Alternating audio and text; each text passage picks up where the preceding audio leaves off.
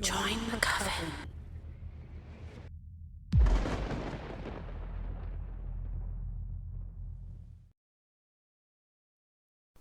Happy Halloween from the gas station. A story written by Jack Townsend. Links to his Reddit and Amazon author page available in the description and pinned comment below. Part 1. It started with a single insect with wings tucked beneath an olive green shell. It marched happily across the counter in front of me. I looked down from the book I had been reading all afternoon, noticed a viridescent creature, the shape of an ant and the size of a tic-tac, then looked back at my book. It took about 3 seconds before a sudden sense of panic roundhouse kicked me in the face. I screamed, slammed the book down on top of the insect, and shouted to my coworker, "Jerry, code green, get the kit." Jerry, who had spent the last 2 hours sitting on a milk crate behind the counter watching clips from RuPaul's Drag Race on his phone, suddenly sprang into action. "I'm on it," he yelled as he dove over the counter, taking the entire Powerball display with him and crashing onto the other side. He hit the ground, bounced back up, and sprinted into the dry storage room, where I had painstakingly arranged a number of emergency kits for such an occasion as this. For those of you new to this blog, I should probably take a second to explain a few things. The gas station where Jerry and I work has been around for a long time, at least as long as the town it was built next to. It has a rich and complicated history that I won't bore you with, but suffice to say that weird things happen here. More specifically, bad things happen here. I hate using the word cursed, but there have been so many deaths and dismemberments on company grounds that people around these parts refer to the ambulances as gas station wagons. So you do the math. The previous owners didn't seem to care all that much about the tragic accidents that kept occurring under their watch. At times I wondered if they were somehow in on it. If they were secretly observing the employees via hidden cameras like we were some kind of giant messed up game of The Sims. Of course, things changed after the owners' bodies were found a few miles down the road under what can be best described as mysterious circumstances. With them out of the picture, the burden of safety somehow fell upon my shoulders. I was determined to make sure nobody else ended up dead unless they wanted to. I spent several weeks and hundreds of overtime hours putting together the emergency response kits in the supply closet, each clearly marked for the type of scenario on it it was meant to maintain. Now, I was ready for almost anything the universe could throw at me. There was a box for code blues, gasoline-powered backup generator, Stevie radio, portable stove, blankets. I made a kit for code yellows, EpiPen, anti-venom, Silox powder, heavy-duty zip ties. I hid a storage tub on the top shelf for any code pinks, bone saws, plastic drop cloths, contractor bags, disposable coveralls, and goggles. And of course, should all hope finally be lost, there was a shoebox in there for code reds. God help us if it ever comes down to a code red. Jerry ran out of the storage closet with the box labeled code green, for emergencies only, in his arms, nearly slamming into Mr. Abram on the way. "Hey, what the hell?" Abram grunted. I met Jerry in the center of the room. "No time to explain," I yelled, tearing into the box before he'd even dropped it to the floor. The first thing that came out was the bulk-sized roll of duct tape. I tossed it into Jerry's arms and pointed at the front door.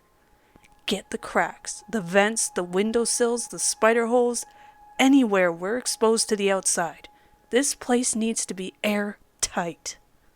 Aye, aye, Captain, he sang before rushing to work. Abram shuffled up next to me with a frown and a furrowed brow. That kid almost made me spill my drink. What in the Sam Hill has gotten into you two? Mr. Abram was a regular at the gas station, a thick man with a smoker-stained yellow beard and aviator bifocals. He worked for the waste disposal company in town as senior garbage truck operator. Once a week, he'd stop by the gas station on his way to the landfill to fuel up and grab a cup of coffee and a porno magazine. Time was precious, so I kept my answer brief. I saw a mayfly. Abram dropped his coffee onto the floor and muttered quietly, "Mother of God." Maybe the little jerk hitched a ride in a customer's hair or clothes. Maybe an errant wind current separated it from the rest of the flock. It didn't really matter how it got here. All that mattered was that the infestation had begun. This was a harbinger of things to come, and time was not on our side. With Jerry on crack duty, save your jokes, I raced to the back room and unlocked the circuit breaker box on the wall by the time clock. The sun hadn't set. We were still ahead of the game. I killed all of the electricity to the gas station in one quick go. The static hiss from the overhead fluorescents died with a soft whimper. Soon the only light was what little spilled in from the evening sun, filtered through countless trees of the forest surrounding us on all sides. The luminant was bare, but enough for us to continue the tasks at hand. I returned to the code green box while Abram lamented loudly over our situation. I can't believe it's been already 5 years. Are you sure? Are you sure it was a mayfly you saw and not just a leaf hopper or something? I retrieved a can of bug spray and lighter from the emergency box, tucked them into my hoodie pocket, then pulled out the case of medical-grade face masks. It wasn't a leaf hopper. Trust me. I equipped a mask, then offered the case to Abram. He didn't hesitate to pull one out for himself. It was a good thing he was a local. That meant I didn't have to waste any precious time explaining what was going on, or why this was so urgent. He fumbled with the mask in his hands and worked his way through the denial stage of terror. Could it have been a thrip, or maybe an aphid? I know what I saw. I'm pretty observant. I should have known the universe wouldn't let me get away with a statement like that. Excuse me? The unexpected voice in my ear made me jump. I spun around to see the dark shape of a person standing only a few inches away and blurted out the question. "Where did you come from?"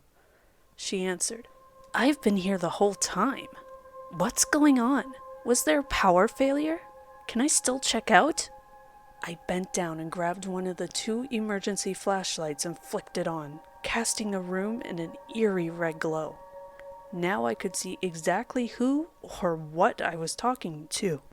She was a couple inches shorter than me, about my age, with short blonde hair and at least 10 piercings per ear. She wore a black lace choker around her neck with a pentagram pendant dangling in front, and a leather jacket zipped all the way up.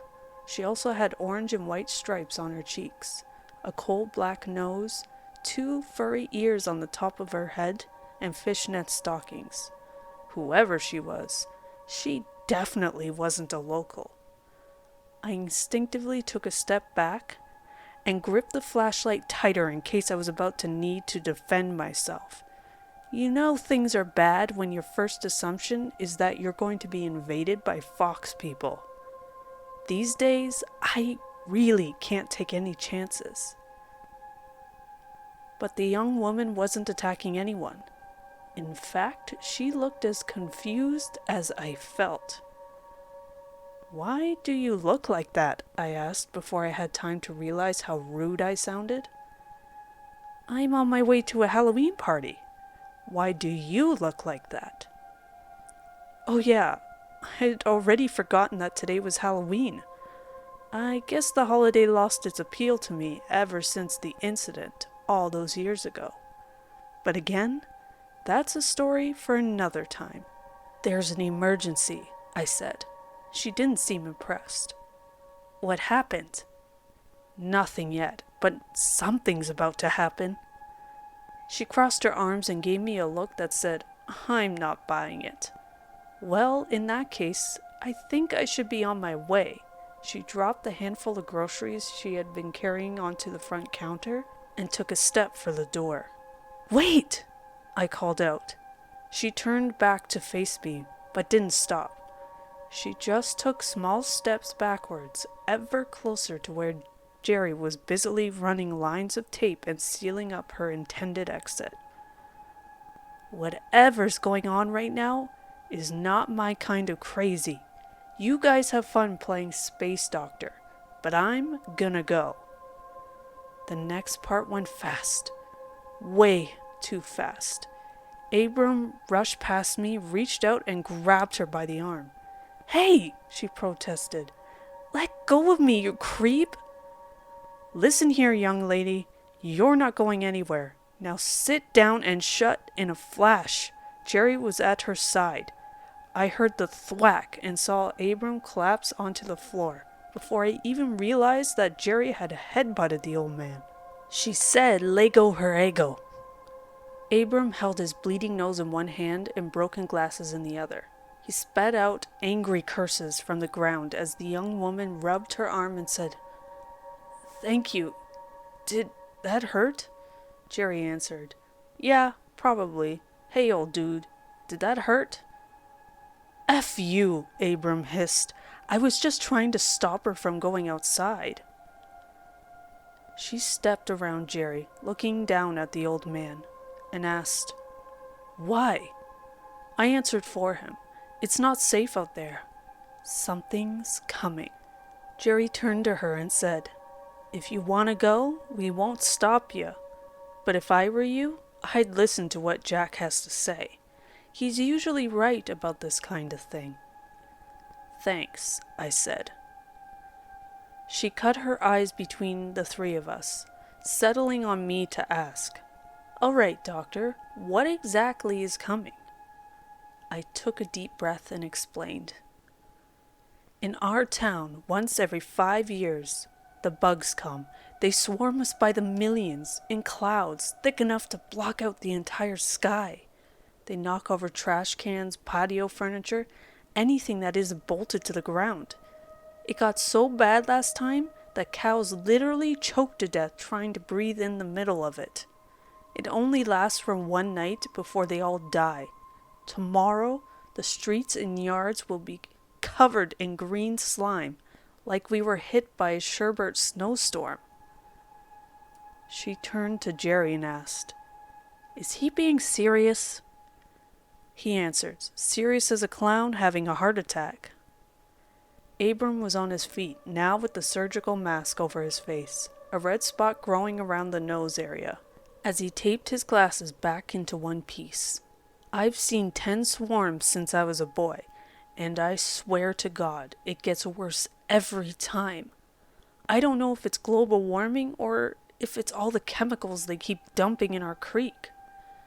But these jerks are getting stronger and meaner. Jack, are you absolutely certain it was a mayfly you saw?" She laughed. Wait, what? You guys are getting your panties into a bunch over mayflies?" "It's not really mayflies," I explained. "That's just what we call them. It's October. We couldn't be any further away from May. Why do you call them mayflies?"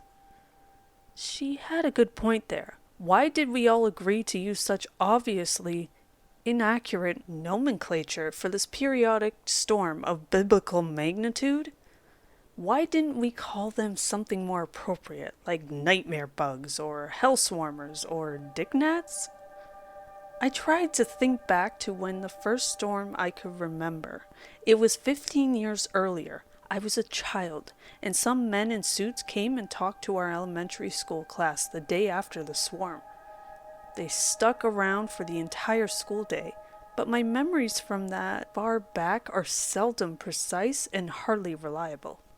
The only detail that really stuck with me was when the men insisted we shouldn't talk about the mayflies. We shouldn't mention them to anyone outside of town, not even family. They explained that it was extremely rude to discuss mayflies, and if we ever brought up mayflies with an adult, they would be very mad at us. I might have dismissed those memories as having been mangled through the filters of childhood ignorance at the time, but the men came back again, 5 years later, to talk to my high school class. This time they were less interested in intimidation tactics, and more interested in data mining. They handed out survey forms with questions like, did you see the swarm? Were you in the swarm? Were you bitten? Did the bite break skin?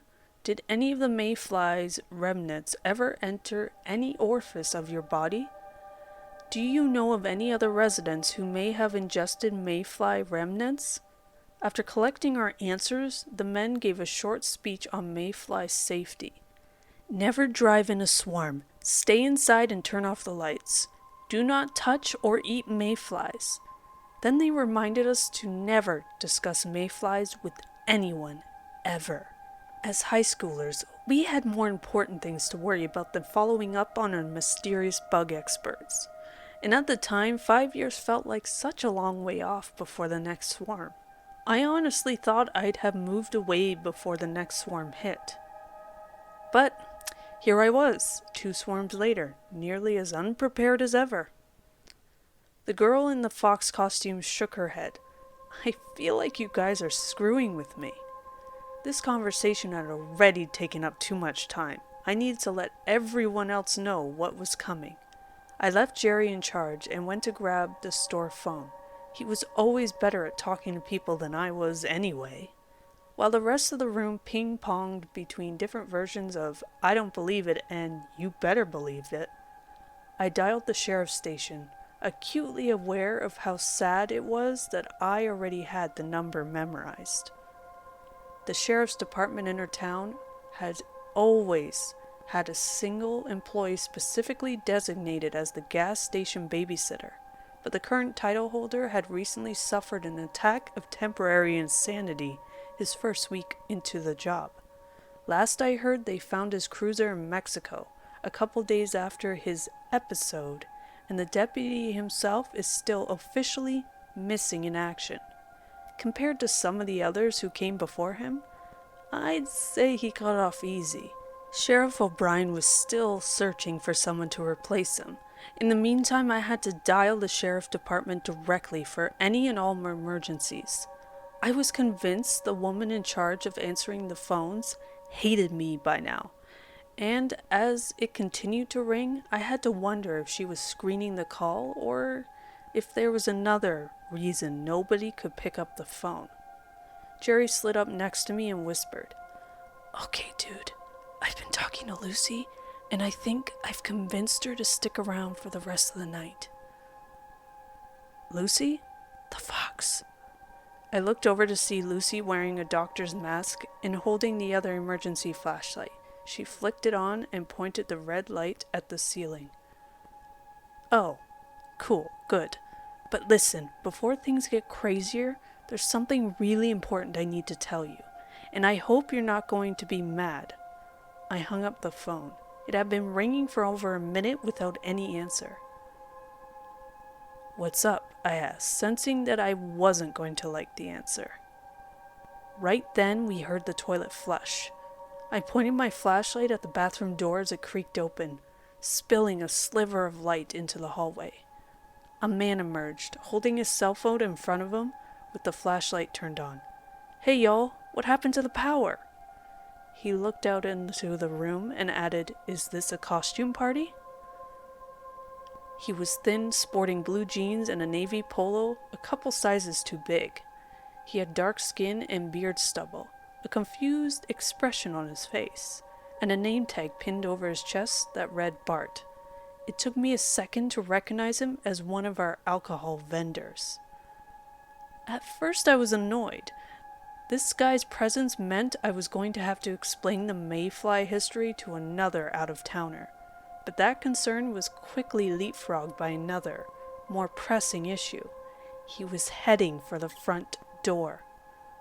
"Wait a second," Abram said, trying to step into his path. Bart sidestepped the old man with ease and grace like it was a rehearsed dance move, saying, "Sorry, I have to get back on the road." "Hang on," I shouted. But he wasn't slowing. I'm behind schedule and have 3 more stops to make tonight. "Wait," I tried, but he was already at the door. He pushed it, but the lock stopped him from opening. In one last bout of desperation, I pointed at him and yelled, "Jerry, stop him!" Jerry crossed the distance to where Bart was awkwardly peeling away strips of duct tape.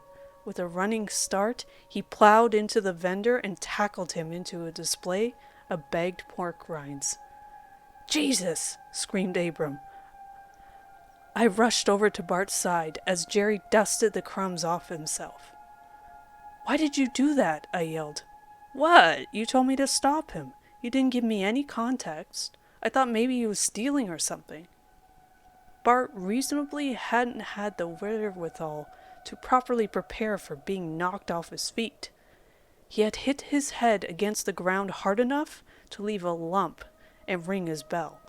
But he was conscious, groaning and disoriented, but conscious. I found Bart's cell phone underneath a pile of crushed pigskins and ripped bags, held my hand over the phone's light and asked, "How many fingers am I holding up?" Three? 3 fingers?" "That's right," I said, before turning off his phone's flashlight and stuffing it into my hoodie pocket. "You're gonna be fine." "Hey," he sputtered, "what are you doing with my phone?" Abram answered for me. "Can't risk letting you turn on the screen and paint a target on our butts. That goes for anybody, y'all hear? No electronics, no Game Boys or gizmos, no flashlights except for these. They are attracted to white light." Bart looked like he was going to make it through without any lasting damage, so I turned my attention back to more pressing matters. I need to find a way to get in touch with the sheriff and let her know. Right then we heard it. The low, piercing, continuous whine floating on the wind all the way from town. It sounded like the swan song of a dying titan, an eerie portent of things to come. No matter how many times I hear them, I will never get used to the tornado sirens. Abraham chuckled. "Sounds to me like she already knows." "Damn, I was really hoping you were wrong about this." "So was I." "Hey, sorry about Bill Goldberging you," Jerry said, offering his hand to Bart. The man on the ground hesitantly took it and let Jerry pull him to his feet. I still have to deliver." Bart wobbled. Jerry grabbed him by both shoulders and stabilized him. What happened? Why is she a fox? Why are you both doctors? What hit me? Are those pork rinds? What's going on?" I sighed, then started. "In our town, once every 5 years, the bugs come." By the time I finished explaining it all for the second, and hopefully last time, the mood of the room had drastically changed. Lucy and Jerry were sitting at the booth by the window, sharing a 6-pack of White Claw. Abram was leaning against the counter, rolling himself a cigarette, and poor Bart was back on the ground, sitting cross-legged, holding an ice bag against the back of his head and staring out the taped-up window at his delivery van on the other side. The only sound was the steady wailing of far-off tornado sirens and the occasional slurp of a drink. Nobody was looking in my direction, and part of me wondered if anyone had been listening at all, or if I had just retold the whole story for nothing. Any questions? I asked. Lucy perked up, like the idea had just struck her was electrified. Oh my God, what about the trick-or-treaters? There aren't any. Our town outlawed that a long time ago, I answered. No offense, said Bart, but your town kinda sucks. None taken.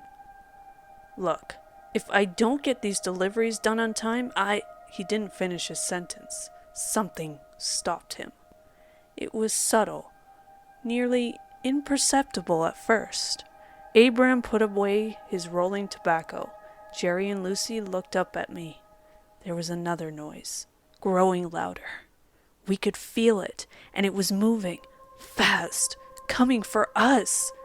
The ground shook like this was some kind of earthquake, and we slowly, carefully gravitated into a group by the front door, morbid curiosity propelling us upstream against common sense and wisdom.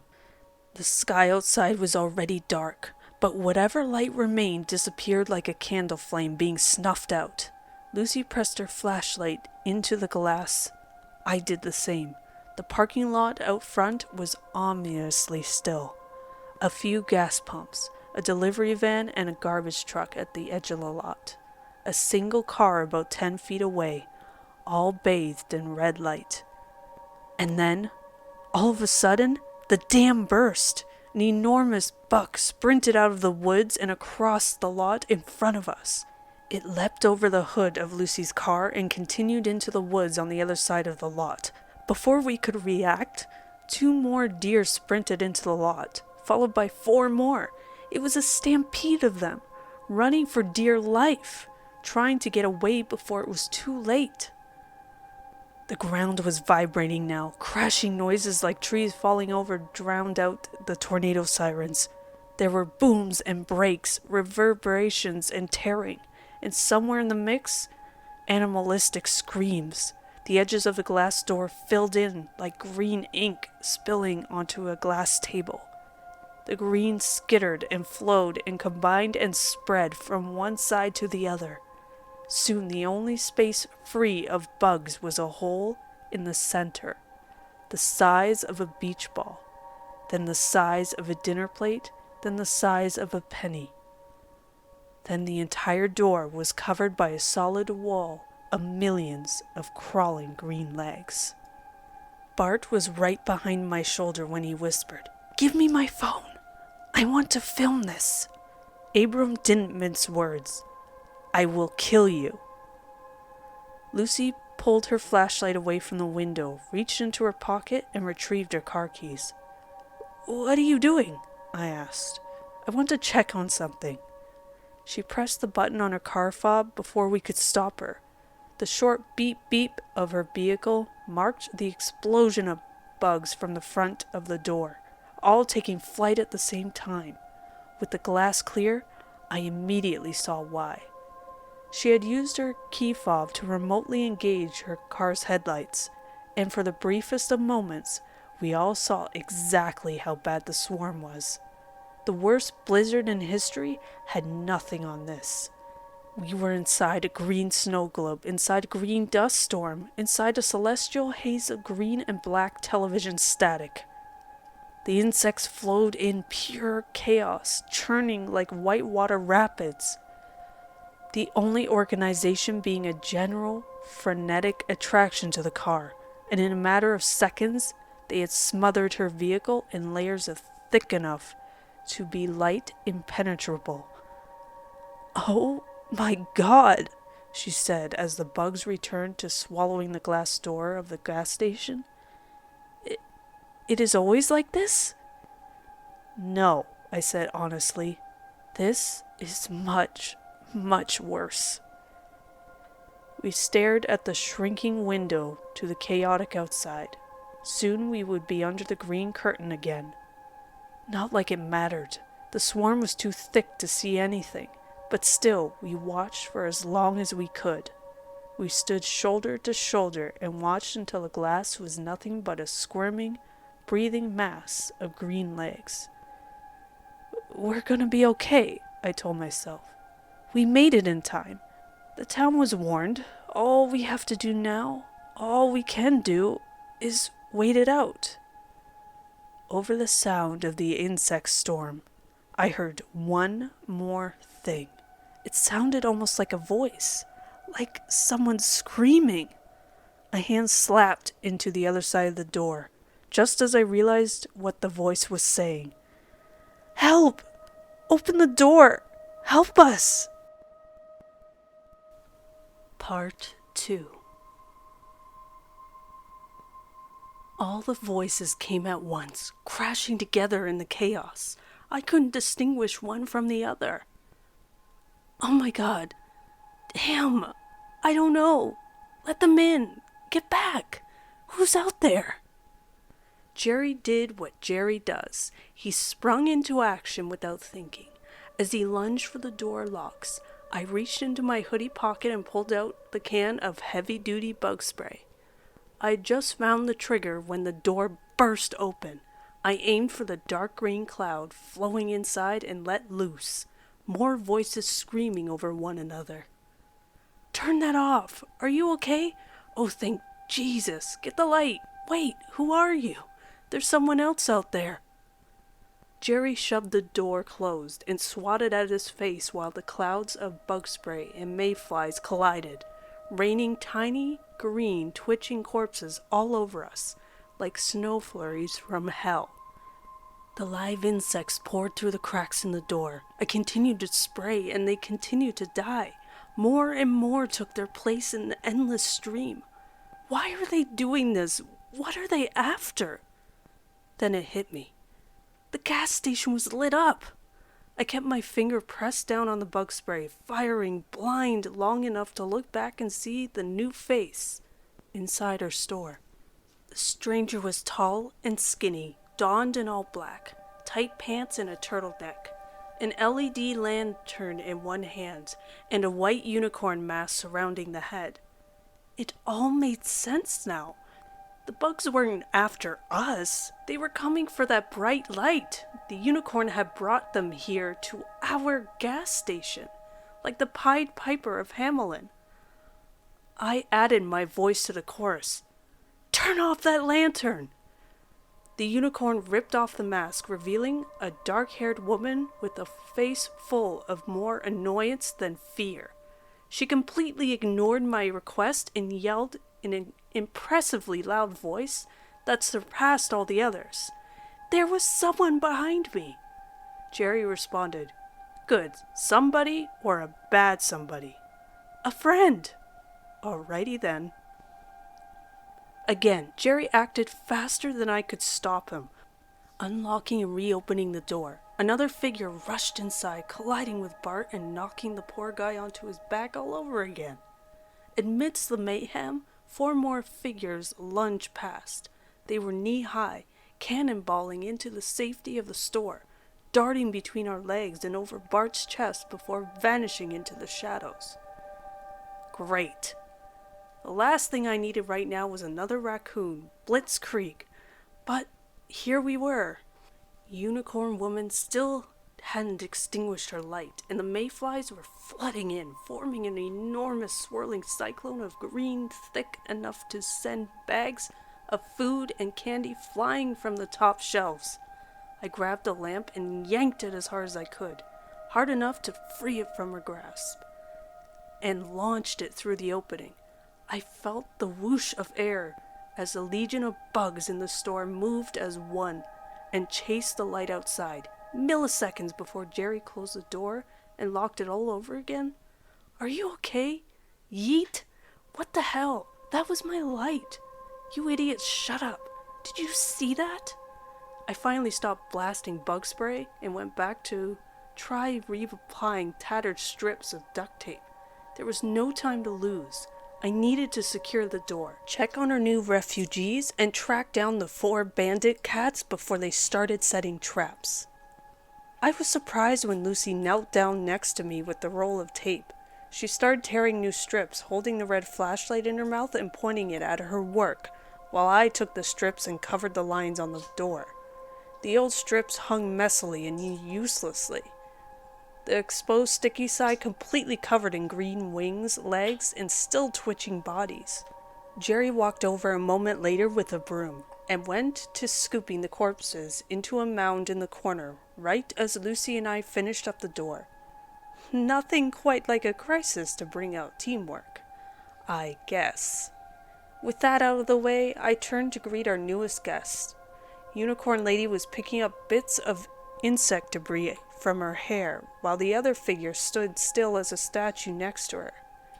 This one had a charcoal suit jacket with matching pants, with a face hidden inside a giant turkey, specifically a plucked and raw turkey, with eye holes carved into the breast section. Despite the impressive quality, I was reasonably certain that this turkey was just another bizarre Halloween mask. Like 60% sure. "You two okay?" I asked. Turkey Head asked in a muffled voice. What was that?" Unicorn grabbed him by a wing and said, "You can take that off now. We're safe in here." With a quick yank, she de-turkeyed him, revealing the face of a handsome middle-aged man. He looked a little disheveled, glasses askew, hair a mess, but I could see that these were all products of the moment. Everything about Turkey Head screamed, rich businessman. I automatically didn't trust him. Turkey Head readjusted his glasses, smoothed over his hair, and straightened his tie.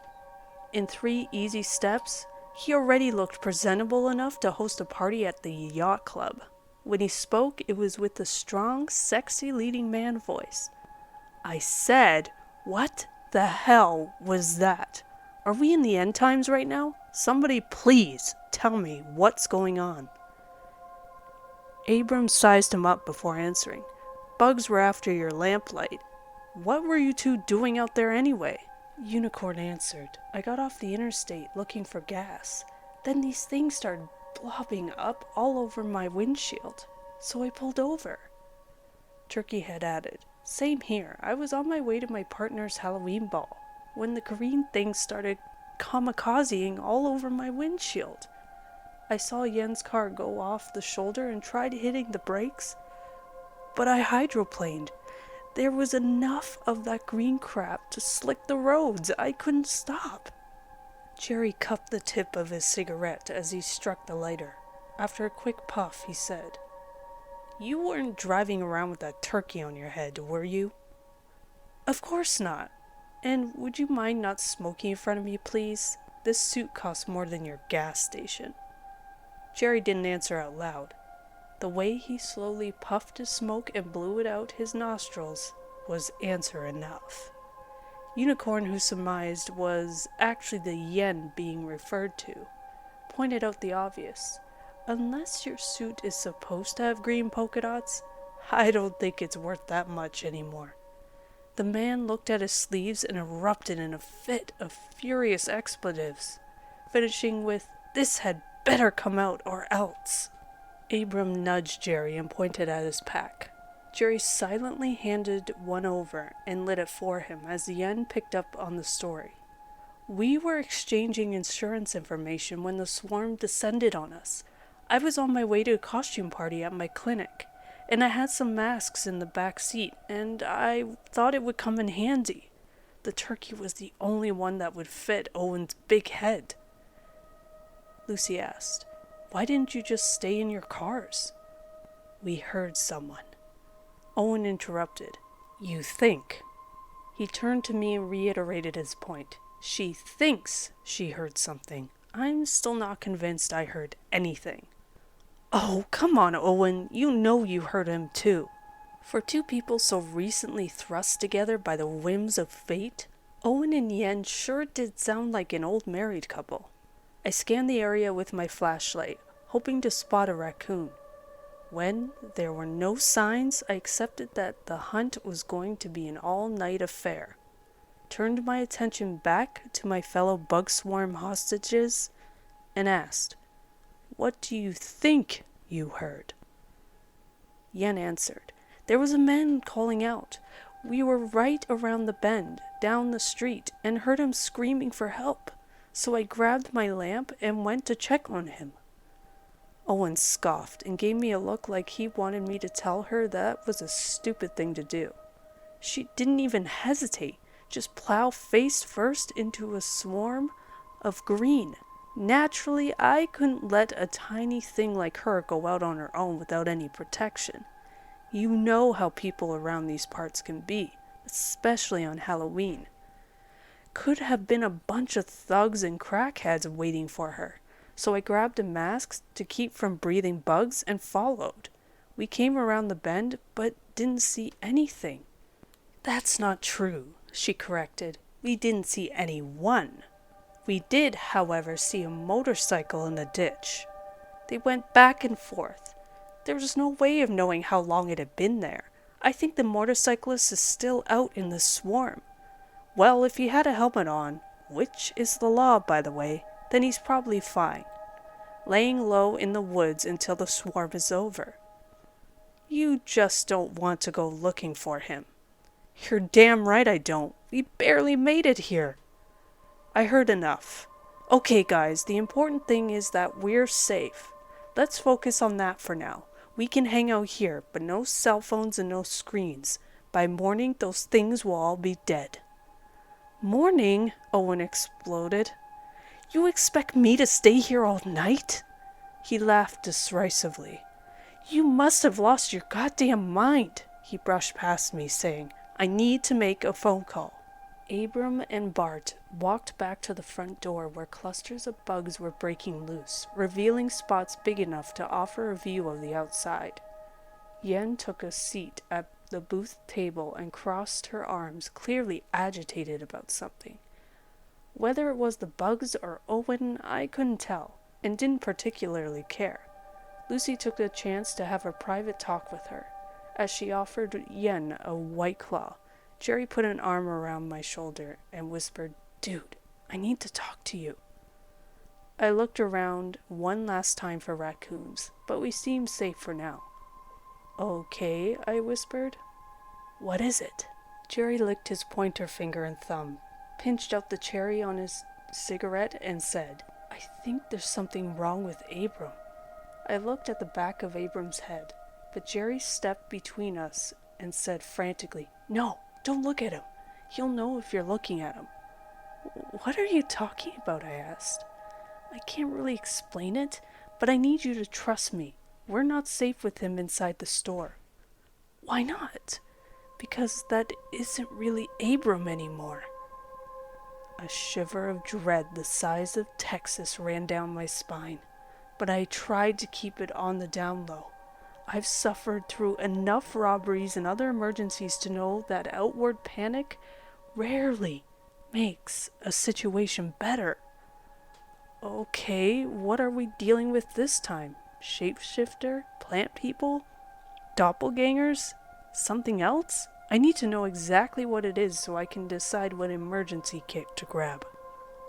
Lucy walked up to Jerry's side, forcing us to put the conversation on hold for now. Hey guys, she said. I hope I'm not interrupting anything. No, I responded, searching for the right lie. We were just talking about... I hesitated a moment too long, but Jerry picked up the ball as soon as I dropped it. Ball gags. Oh, all right, she seemed surprised, but not really surprised enough. In my opinion, if she had any misgivings, she quickly dismissed them and said with a friendly smile, Well, if your convo has reached a good stopping point, Yen and I want to see if either of you felt like playing cards or something to pass the time. If we're trapped here anyway, might as well make the most of it, right? Owen screamed like he had just been bitten by a wild animal. Lucy and I pointed our flashlights at where he was standing at the other end of the room. He was doubled over, hugging his hand and continuing to scream. What is it?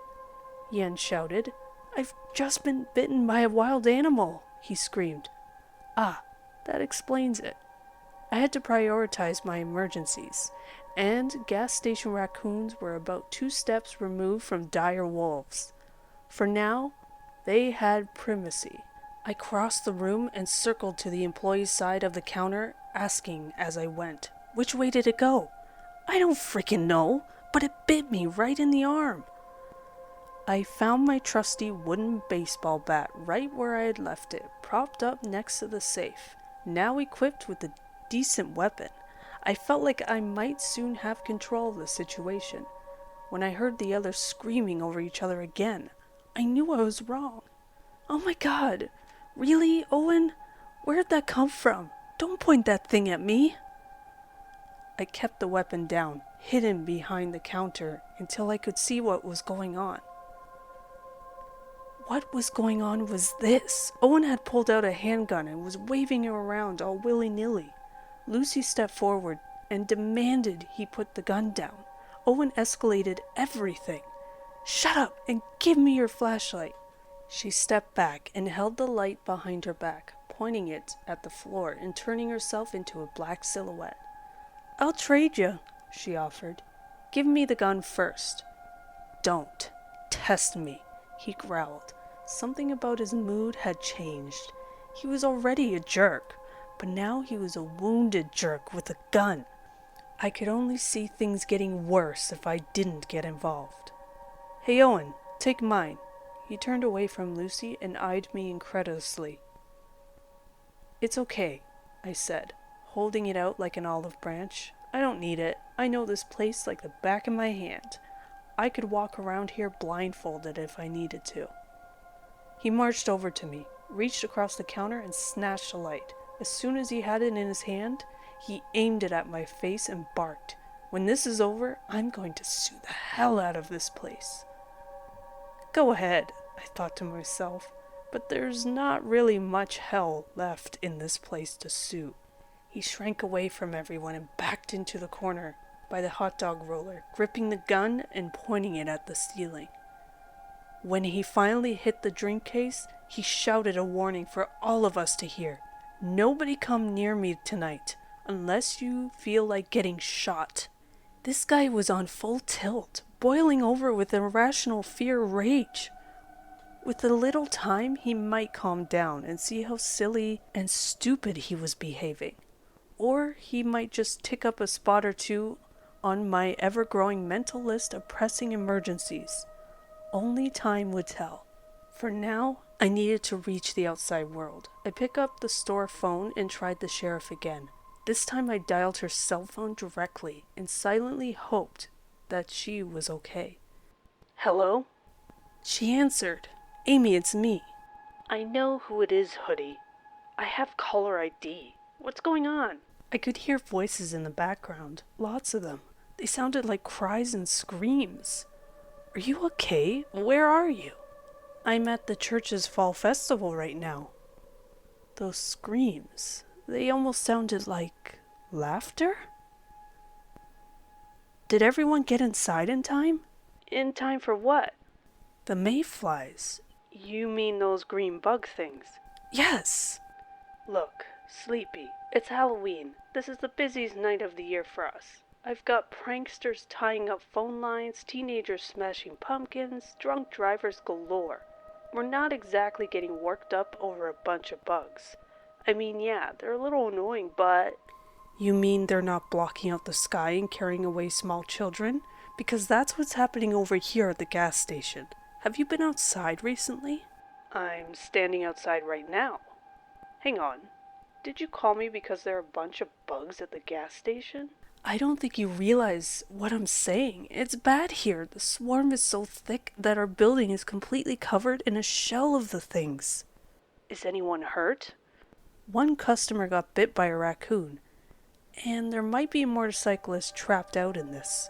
"Okay, do you want me to pull an officer to do a drive-by?" "I literally don't think you could get here if you tried." "Okay, well, why exactly are you really calling?" "I told you, the bugs are swallowing the gas station." "Are you sure?" "What?" "Are you sure you're not just having another episode?" I felt like someone had sucker punched me in the gut. "I'm sure, Amy. You know, there was a time when you would have believed me right away." "Yeah, and there was a time when people believed the world was flat. Tell you what, I'll send someone out first thing in the morning." I knew this was the best I could get. "Okay, but send the snowplow first." The roads are gonna be slick. Roger that. With our conversation ended, I had a decision to make. Should I tell the others what I knew? That this monsoon of bugs was somehow isolated to our gas station and nowhere else in town? Something told me to keep this fact to myself for now. No reason to worry anyone. I looked out at the room and tried to get a head count, but it was nearly impossible to see anything. Not surprisingly, Owen was a selfish light bearer. Where Lucy and I attempted to keep our flare steady against the floor or ceiling, the businessman was only interested in shining his light wherever he was looking, moving in a slow, steady, sweeping motion from one end of the store to the other. It would seem he had refocused his energy and attention on the hunt for what bit him. I was going to have to figure out some way to find the raccoons first, if I wanted to prevent any unnecessary gunfire. I knew from experience how much of a pain it was to patch bullet holes. His erratic light job may have been annoying, but it left me with one clear advantage. I always knew when he was watching me, and when he wasn't. I took my baseball bat and snuck over to the only communal light source in the room, the booth table, where Lucy and Yen were now seated. The second red flashlight was propped on the table between them, aimed straight up. I kept my voice low and asked, "Do you mind if I borrow the flashlight for a moment? I've got some experience with the raccoons. I might be able to herd them into a closet or something." Yen was quick to respond. "What about us? Are we supposed to just sit here in the dark while you go hunting?" I know it's not ideal, but Lucy made the decision for both of them. She grabbed the flashlight and handed it over. "Be careful, but also be quick." Yen scoffed, but at this point I didn't particularly care about making new friends. Equipped with a flashlight and weapon in my inventory, I was ready to begin my search. First off, I needed to find Jerry. A quick scan of the tiny building showed no signs of him. Strange. More unsettling. It showed no signs of Bart or Abram either. How long has it been since I saw any of them? I had to stifle the completely irrational fear that perhaps the raccoons had already disappeared them. As much as I wanted to keep it bottled up, the worry was bubbling over. Something isn't right. I entered the hallway leading towards the back room, keeping the red light trained in a tight circle in front of my feet and whispering Jerry's name. Eventually, I came to the supply closet where I found the door cracked open a few inches. I aimed the light through the gap and saw Jerry sitting on the floor, inside, resting with his back against the wall of shelves. I pushed the door open, stepped inside, and closed it behind me. He barely moved. A slight shift in his eyes was all that he did to acknowledge my presence. I could see that he had found himself a marker and drawn a Glasgow smile onto his face mask, complete with triangle teeth and curled edges. "Jerry, you okay?" "Yeah, man." I crouched in front of him, but he no longer seemed to be aware that I was in the room. I slowly reached out and pulled off the mask. Underneath, he had a bizarre, relaxed smile, not unlike the one from his mask. Like he was sitting at the beach on his first day of retirement. It was nirvana in the flesh. I was moderately concerned. "What are you doing in here?" "Being, existing, riding out the wave." His pupils were dilated to the point that he appeared to have solid black circles inside his eyes. "Okay." He kept those black eyes aimed forward and cocked his head. "Relax, Jack. It'll all be over soon." I felt my skin erupt in goosebumps.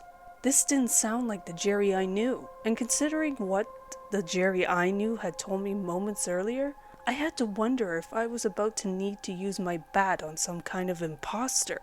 Was this the same creature that Jerry imitated had replaced Abram? Was this something else? I needed to know. "Jerry, you said something earlier. I think now's probably a good time as any to follow up. You said there was something important that you needed to tell me?" "I did. I do. There's something I need to tell you, and it's this. The universe isn't a solid whole. It's a broken fluid arrangement of hyperplasmic particles shaped like time. I thought space was fixed, but I've figured it out. It's a vibration. Everything that's going to happen tonight has already happened, and you and I are experiencing it in accordance with our life songs. Nothing is real except for when it is, and it doesn't have to be if you don't want it to. He wiped a tear from his eye. Sorry, dude, I don't mean to cry, but it's so honking beautiful. I rose to my feet and took a step back, trying to calculate where this was going to fit into my mental list of pressing emergencies when I heard the blood-curdling scream from the other side of the closet door. I gave Jerry one last check to make sure he was okay. He was still smiling, so whatever. Close enough. Then I opened the door and stepped into the hallway. Yen was on the floor next to the open bathroom, holding the other flashlight and screaming. Owen stood over her with his gun. The moment he saw me, he started screaming too. Stop right there! Put down the weapon now! What is it? I asked. Owen pulled back the hammer of the pistol as Yen's screams weakened into a whimper. I said, drop it or I'll freaking kill you. Okay, I said, complying as quickly as I could. Lucy appeared from the darkness behind Owen. What? She shouted. What is it? One look inside the bathroom was enough to make her gasp and recoil. Owen bent over and took the light from Yen and pointed it at me. Where are the others? He demanded. I'm not playing around. Who did this? Who did what? What's happening right now? Yen managed to catch her breath enough to say, I needed to go to the bathroom. Owen let me borrow the light, but as soon as I went in there, I saw... She couldn't bring herself to finish the sentence. She just pointed. I kept my hands up and inched closer, hoping to keep my movements telegraphed and non-threatening for the man with the gun. Eventually I was close enough to see inside the bathroom, close enough to see the body slumped in the corner, surrounded by a pool of blood. In the red light, I recognized Abram, his dead eyes wide open, with the handle of a fillet knife protruding from the center of his chest.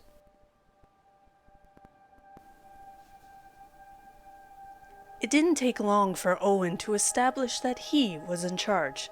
Part of me was thankful to hand over the responsibility in a time like this, but I couldn't ignore the glaring fact that Owen was the kind of guy who didn't know just how much he didn't know, and his false sense of complete competency was almost certainly going to make matters worse. He ordered everyone to the front of the store for the start of his investigation. Jerry came along quietly and peacefully. We found Bart laying low in the back office by the time clock. One of the mischief cats made a surprise appearance, but scrambled on top of the drink case and disappeared before Owen could line up and take a shot, which only left the man even more furious. Deep down, I was secretly rooting for the raccoons.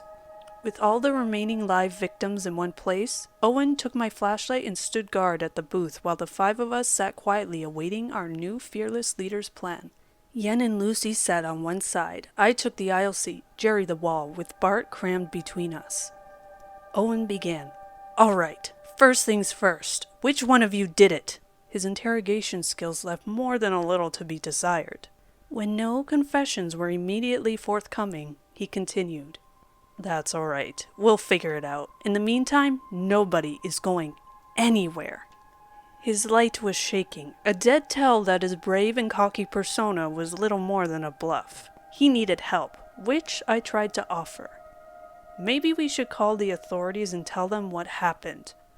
As soon as I started speaking, Owen blinded me with his light. He held it there until a few seconds after I stopped. Perhaps he was taking the time to consider my suggestion, or maybe he was just letting a little amount of power go to his head. Finally, he lowered the light and said, Yeah, okay, let's call the cops. But I don't trust any of you. He shook the flashlight at my side of the table. Yen, you and the orange mouse girl were sitting right here when it happened, so I know neither of you are the killer. Take this. He gave Yen the spare flashlight. Go call 911. Tell them where we are. Tell them a man is dead, and I've got it narrowed down to 3 suspects. As Yen made her way to the store phone, I tried to explain. Actually, 911 doesn't work in this town. You have to call the sheriff's department. Dude, Bart said forcefully, your town really sucks. Yeah, I know.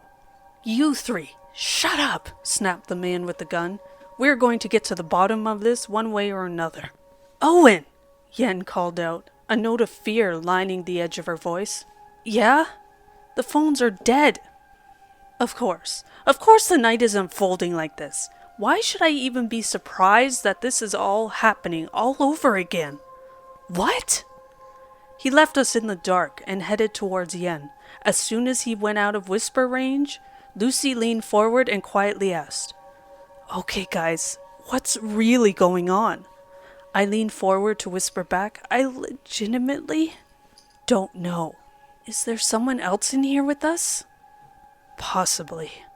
I heard the deep breaths she took before asking, Did one of you kill that man?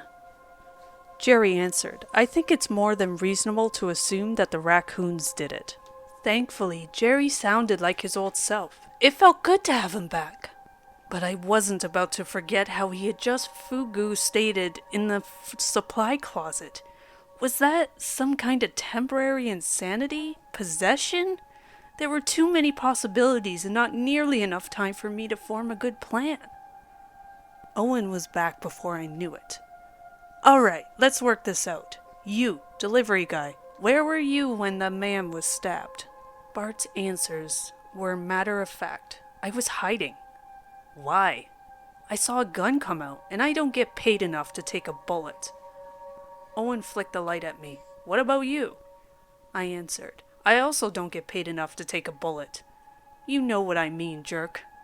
I made a phone call. Then I went to see if I could find the raccoons. Interesting, he said, turning that simple word into an implicit accusation. How was that interesting? Lucy asked. The phone was sabotaged. Someone cut the line out of the wall, and it looks like they used a knife to do it. You're saying you were the last one to use the phone. Is it really possible that the killer waited for you to hang up, sliced the cable, then snuck past you and killed the old man? I shrugged. Owen kept it up. He was wearing one of those stupid face masks, but it was already bloody when we first got here. What's the story behind that? Cherry laughed. Oh, that was me. He was acting a fool, so I cracked his face chimney like a boss. Owen turned the light on to Jerry, who had at some point pulled his own sharp-toothed smiling mask back over his face. Owen asked, Are you prone to violent outbursts? Bart chimed in. Come to think of it, you did tackle me pretty hard. Thank you, Jerry responded. I could see which way the winds were blowing, and I didn't like it. Jerry had been acting strangely for most of the night, but I knew him well enough to know that he was innocent.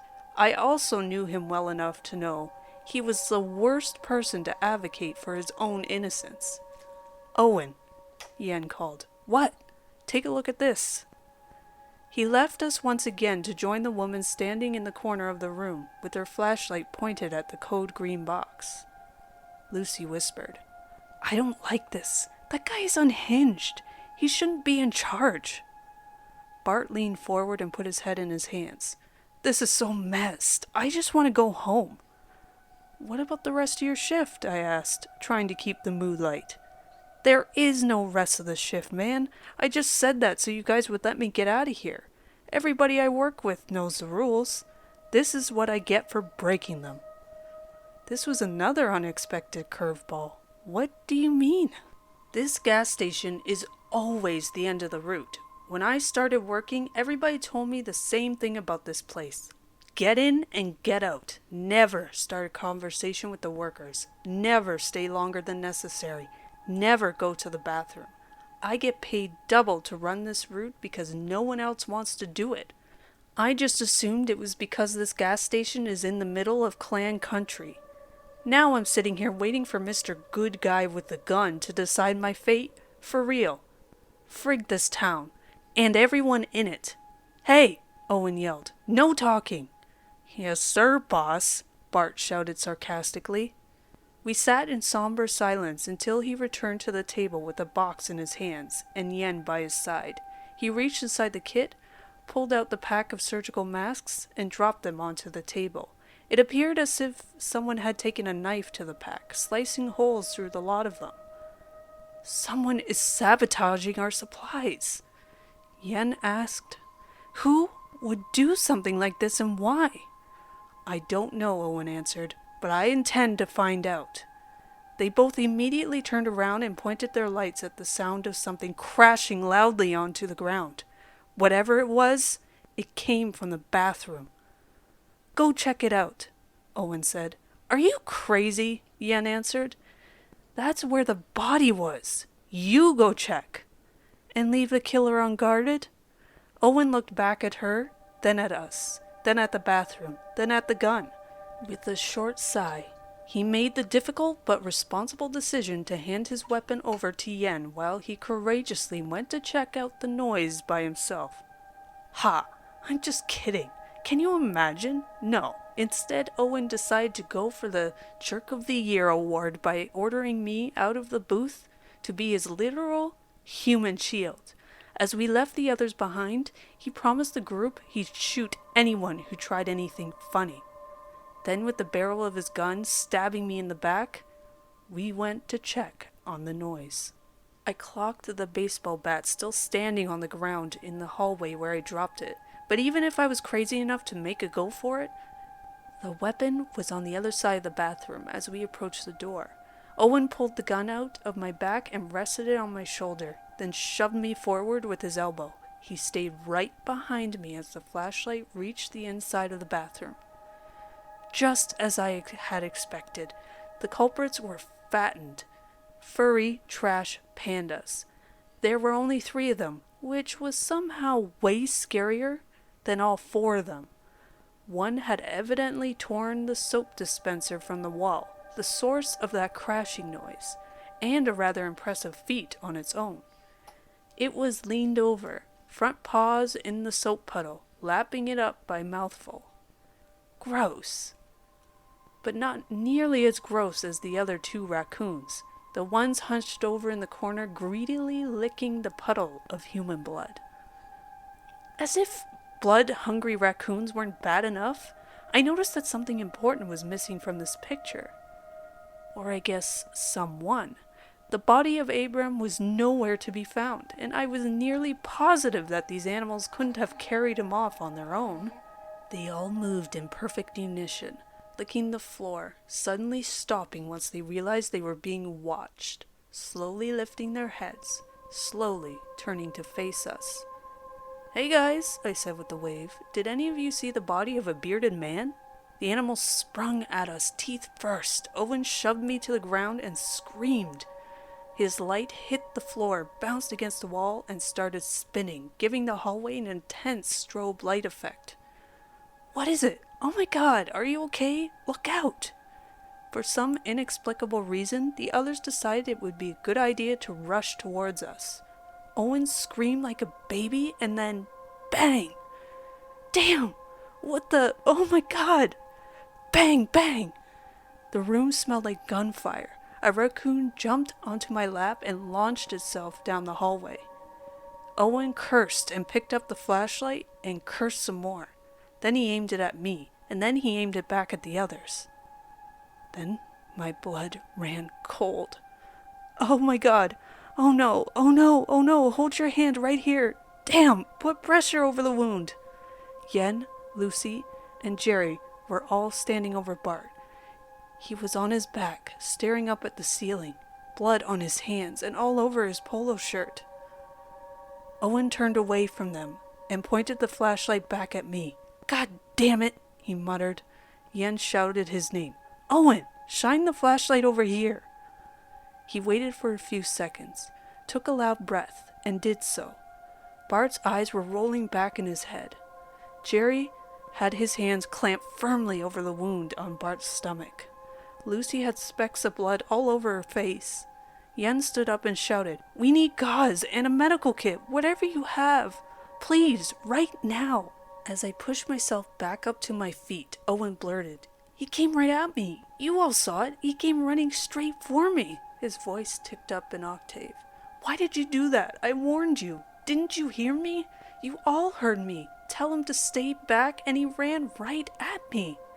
I shoved open the door to the supply closet. In the complete dark of the room, I was forced to navigate by memory. I reached out for the space where the code yellow kit should have been, grabbed the whole box, and brought it out to the hallway. When I hit the ground next to the others, Owen was still blathering. "It's not my fault. It was an accident. He came charging at me. Does he have a weapon on him?" Lucy snapped at him with venom in her word. "What? Check his pockets. He probably has a weapon. He was probably..." "Shut up!" He did, for now.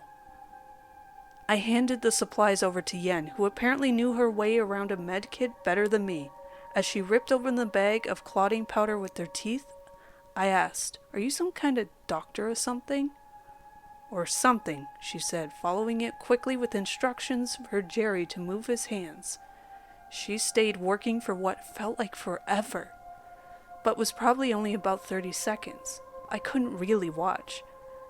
Not because I was bothered by violence, but because I was steadily recalculating my chances of getting to that baseball bat without Owen noticing. She put her hand to Bart's neck, presumably to check his pulse, then announced, "We need to get him to a hospital right now." "Okay," Jerry said, popping to his feet. "I'll make a run for Lucy's car and bring it right up to the door. I've probably got the best night vision and the most experience driving in the dark without headlights. Lucy, key me." Owen immediately shot down that idea like it were an innocent alcohol vendor. "Oh no, you are not." Lucy stood and took a step forward, only stopping when Owen pointed the gun right at her. "What is your problem?" she shouted. "We still don't know who killed that man. I'm not letting a murderer out of my sight. You," he pointed the gun at Jerry, "and you," he pointed the gun at me. "Get up, move over here." He herded us into the hallway with his weapon, leaving Bart clinging precariously to life. Yen tried to reason with him. "Owen, we don't have time for this. We need to get help." I can't let them out of my sight." His gun was shaking wildly. The one pointed right at me. The one with a finger on the trigger. Jerry's voice was noticeably calmer than the situation deserved. With bloody palms extended forward, he said, "Hey, dude, relax. Nobody here thinks you're an incompetent man-baby with a gun. We're all going to be like the Fonz, okay? And you know what the Fonz is? He's cool. And you know what's cooler than cool? The cooler. Yes, like that walk-in cooler." "What?" he snapped. "Why don't you put Jack and me inside the walk-in cooler? Then you can take that chair behind the counter and barricade us inside. We do that all the time when we need to detain people until the cops arrive. Right, Jack? That way you know you're safe. And you can hand that gun over to someone with a better aim and use the CB radio in the supply closet to call for help." I was completely shocked by how completely reasonable that plan sounded. Owen's hand was shaking a little less now. "Well," I said, "it's not the worst idea." "Just do it," yelled Yen. "All right," he relented, "but no funny business." Jerry laughed. "It's a walk-in cooler. What kind of trouble could we possibly get into in there?" I really hate it when Jerry says stuff like that. It's almost like he's straight up daring the universe to screw with us. As soon as the cooler door shut behind us, all sound and light went away. For a moment I felt like I entered a sensory deprivation chamber, but soon my ears acclimated, and I could hear my coworker breathing. "I hope you have some kind of plan," I said. The room lit up temporarily as Jerry lit a cigarette. His toothy smile mask was down around his neck like a scarf. A moment later, the room returned to black, save for the tiny red glowing ember at the tip of his smoke. "Nah," he said, That was my whole plan. Get that guy calmed down enough to stop shooting for a second. Phase 1 was a success. You're the smart one. Why don't you come up with the rest of it? Well, I said, working through the puzzle out loud. Unfortunately, there's no way to break out of here. Walls are 8 inches thick, which means they probably can't even hear us out there. Even if we did manage to break out, that D-bag would probably shoot us the second he saw us. I hate to say it, but this might actually be the best thing we can do. Just sit here and hope help arrives in time to save Bart. He took a puff, then said, Bart's a goner. You don't know that. Trust me, I saw the wound. He's got another 5 minutes at most. It's really too bad. I liked that guy. I didn't know what to say, so I said nothing. Jerry had said all he needed to say, so he was also said nothing. When the cigarette was gone, we stayed in silence until something scraped across the floor on the other side of the cooler. I almost didn't ask. What was that? You heard it too, huh? Hey, Jerry? Yeah? I almost forgot to mention this, but when I looked inside the bathroom, yeah, Abram wasn't there anymore. Oh, don't worry. That wasn't actually Abram. It wasn't? No. Then what was it? Well, it's kinda hard to explain. We heard another scrape. This one slightly louder and slightly closer. Jerry? Yeah? Is there something you wanted to tell me? Oh, right, about that. Another scrape. Only a few feet away. Are we in danger right now? Yes? Yes, we are. I reached into my hoodie pocket and inspected my inventory. I had a lighter and a can of bug spray, which meant I had an emergency flamethrower. I also had Bart's cell phone, which meant I had a flashlight. This was quite the dilemma. How to proceed? Jerry, I'm about to turn on a flashlight. Should I just accept that there's another ridiculous jump scare waiting for us the moment this room is lit up? That would be a fair assumption. Okay then, let's do this. I turned on the flashlight and held it out in front of me. A few feet away from us stood the unicorn. More specifically, a man wearing the unicorn mask. A man with a smoker-stained yellow beard poking out from underneath. A man who looked an awful like Abram. He stood upright, gazing into our souls with unicorn eyes. Copious amounts of blood staining the front of his shirt, and the handle of a fillet knife protruding from the center of his chest. Part 4.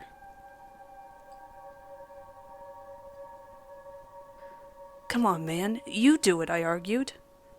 No way, you're already missing a finger, you do it, Jerry argued back. How does that make me more qualified to pull off his mask? I'm just saying, if he bites you, you've got a little less to lose. Well, maybe it's your turn to lose a digit. We had been standing in the cooler for about 5 minutes, bickering back and forth. The blood-soaked thing in the unicorn mask had been right there with us the whole time, standing completely still like it was some sort of mix-and-match Halloween decoration. The phone battery was getting low, and the last thing I wanted was to be stuck in the dark with whatever this was. Jerry and I both agreed that it would be a wise course of action to remove the mask and see what we were dealing with. We disagreed on how to do it. All right, Jerry said, lighting yet another cigarette. How about this? We play rock, paper, scissors. Loser has to remove the mask. No way. Why not? Because you always pick rock. You never not pick rock. And if we play and I beat you and then you remove the mask and get your hand bitten off, I'm going to feel really guilty. Aw, he said. Thanks. How about we just pull it off together on the count of 3? All right. We both crept closer to the unicorn. It stayed perfectly still. Together we reached out and grabbed the mask by either side. Okay, I started, on the count of 3. Okay. I took a deep breath. My heart was beating like crazy. I didn't know what to expect, but no matter what it was, I was not ready. Regardless, I started the count. 1, 3, Jerry yelled, ripping off a mask. We both took a step back. Oh, I said. It was probably the least surprising thing possible. Just good old dead Abram. Lips slightly parted, eyes wide open, face pale and devoid of life. Jerry sounded almost disappointed. Well, that was stupid.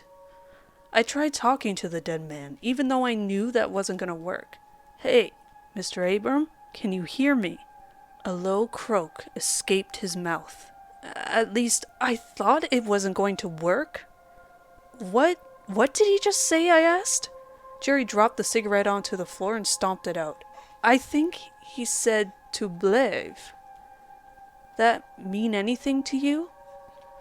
Abram's head cocked back slightly as another hoarse noise began spilling out of his throat. The sound was somewhere between an annoyed cow and an angry frog. A rancid smell like vinegar and onions filled the air. Jerry visibly gagged and pulled his mask back over his mouth. Feel better? He asked Abram. I wasn't expecting a response. In fact, I was very much hoping there wasn't going to be a response. But sure enough, a response we had. It felt like he was sounding out the words to the Macarena, very, very slowly. To my ears, it was just creaky gibberish. But then hand gestures got involved. The Abram abomination lifted both hands up to the middle of the knife and wrapped all of his fingers around it. I thought he was going to pull it out, but I was wrong. He continued to mumble hard syllables as he forced the knife downward, ripping his chest wide open and spilling wet, gooey intestines all over the floor in a steaming pile. Green dots the size of sugar ants skittered forth from inside his open wound cavity. They crawled away from the sliding blade and took flight, filling the air with a swarm of infant green mayflies. The knife reached the bottom of his beer belly, but it was only a short snag. The thing continued to disembowel itself, cutting straight down through the belt and causing the pants to fall to the ground. More and more of those bugs dropped or crawled out of him. Some were even flying out directly. At this point, I realized to my dismay that the guts on the floor were squirming, rich with life, with those baby insects.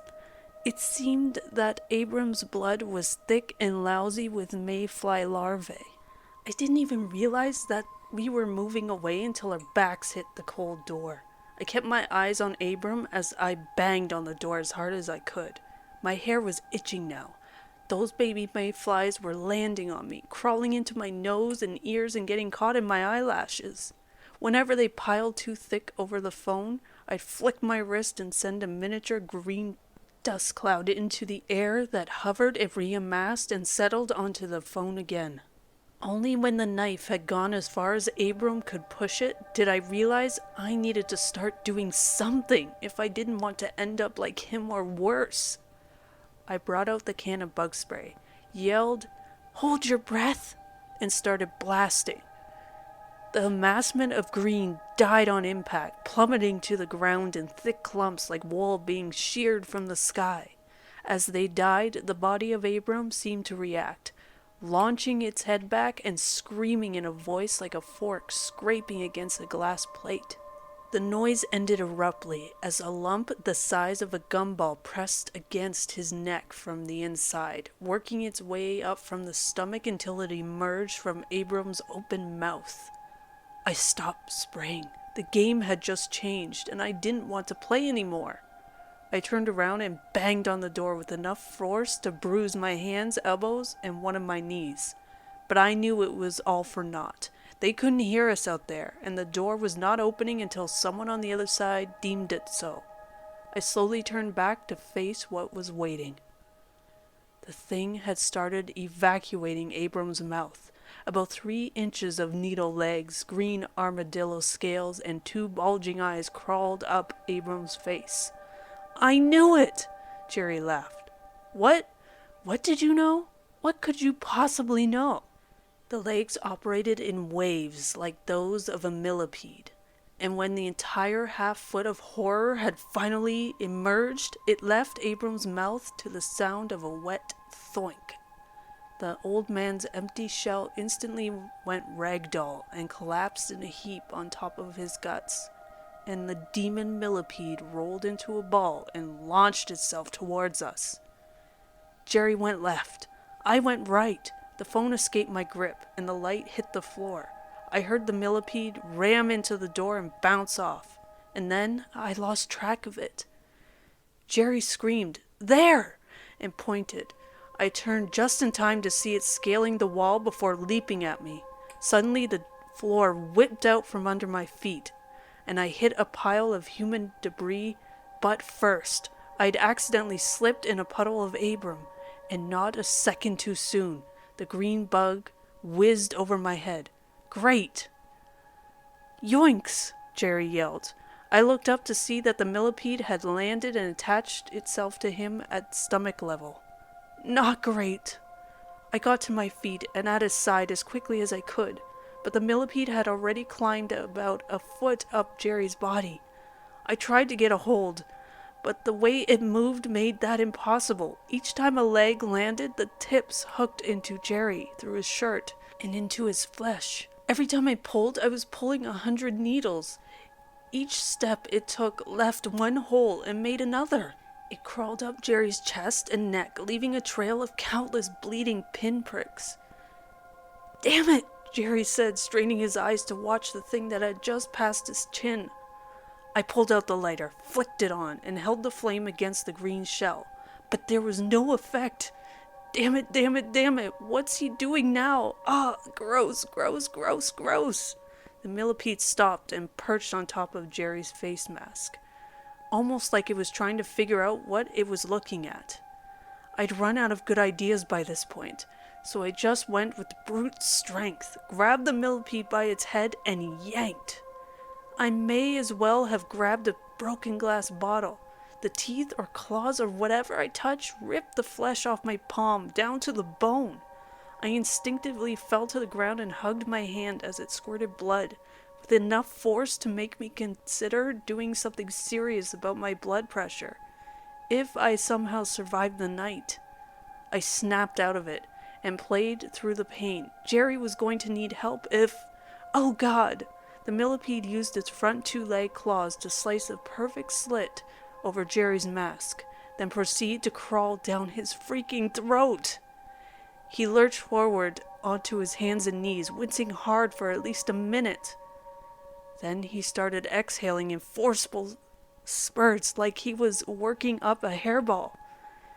"Jerry," I said, are you okay?" He spat out a long, slimy stream of blood and then made a noise that sounded like ka, hug. He lifted his head up and looked at me. Through the tattered mask, I could see a real smile on his face.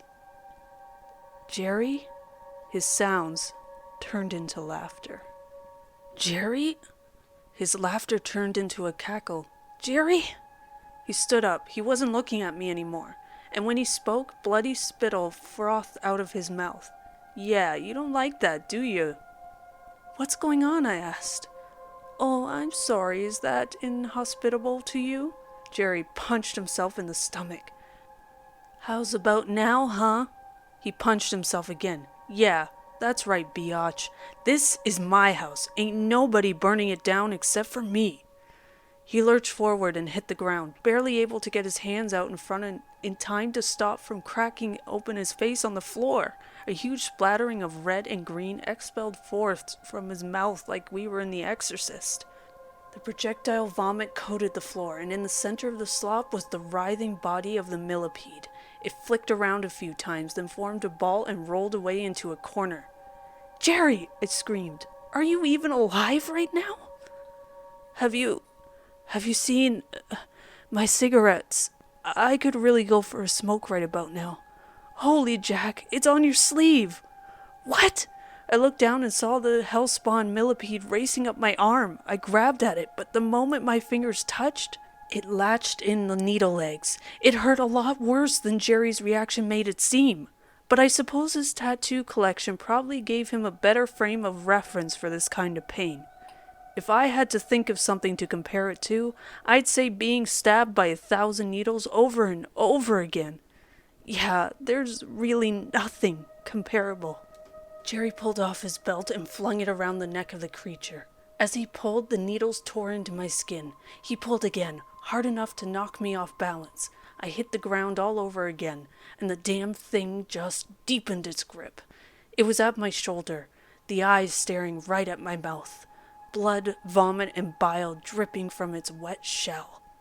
Jerry tried yanking again, but this time the bug just clawed the belt in half. As Jerry tumbled to the ground, I realized I was all out of luck. The needle stabbed into my neck, then my chin. I clenched my teeth together as tight as I could, tight enough that I was certain they'd shatter if I kept it up. But the millipede didn't let me. It extended a pair of front legs and sliced the mask off my face. Then, with 2 more legs, it pried open my lips. With several legs, it grabbed hold of my front teeth and forced open my mouth. Jerry sat up and looked right at me as the thing plunged into my mouth and down my throat faster than I could bite. Pain ripped into me from everywhere. That was a close call, but I made it. It shouldn't have been so close. It never had been this close before. Was I getting sloppy in my old age? I'm at my prime. It's these hosts. There's something wrong with them. They're not normal. Wait, hang on, what? Jerry helped me to my feet. Jack, listen, can you hear me? Yeah? It's gonna be okay, okay? Did I just swallow a monster bug? Damn, what the hell was even wrong with this one? These reaction times are pathetic. And what is going on with this leg? At least this is inhabitable, but how can I hurt anyone with these weak hands? Wait, I know. I just need to find that knife. I looked around for the knife that Abram had stabbed himself with, but... Wait, why was I looking for Abram's knife? And how did I know that Abrams stabbed himself? Well, because I was there, of course. I was inside Abram when it happened. No, I was Abram. I waited until I had all the food together in one place, and then I began the harvesting. I needed my children to have something to eat when the time was ready. Duh. Wait, no, none of that made sense. Whose memories are in my head right now? Jerry put a flask into my hand. Look, dude, here's the thing. I know you're fighting for control of your mind right now, but if there's any of you left in there, you gotta drink this. What is it? It's the reason she couldn't live inside of me. No way. Throw that down right now. Do not drink it.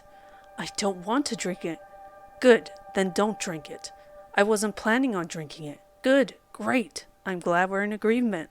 Lovely. I opened the flask and threw it back. The whole time it went down my throat, I could hear 2 different voices in my head screaming at me that this was a bad idea. I knew they were both right, but sometimes bad ideas are the only ones we have. As I drained the flask, I realized that the mystery drink was not as, shall we say, lethal as most of Jerry's concoctions. It just tasted like soap and sugar and a little more. When it was finally done, I dropped it onto the floor. Jerry laughed, but it wasn't his normal laugh. It wasn't the showing off how cool I am laugh, or the I just thought of a funny laugh, or even the whoops. Didn't mean to send you that dick pic laugh.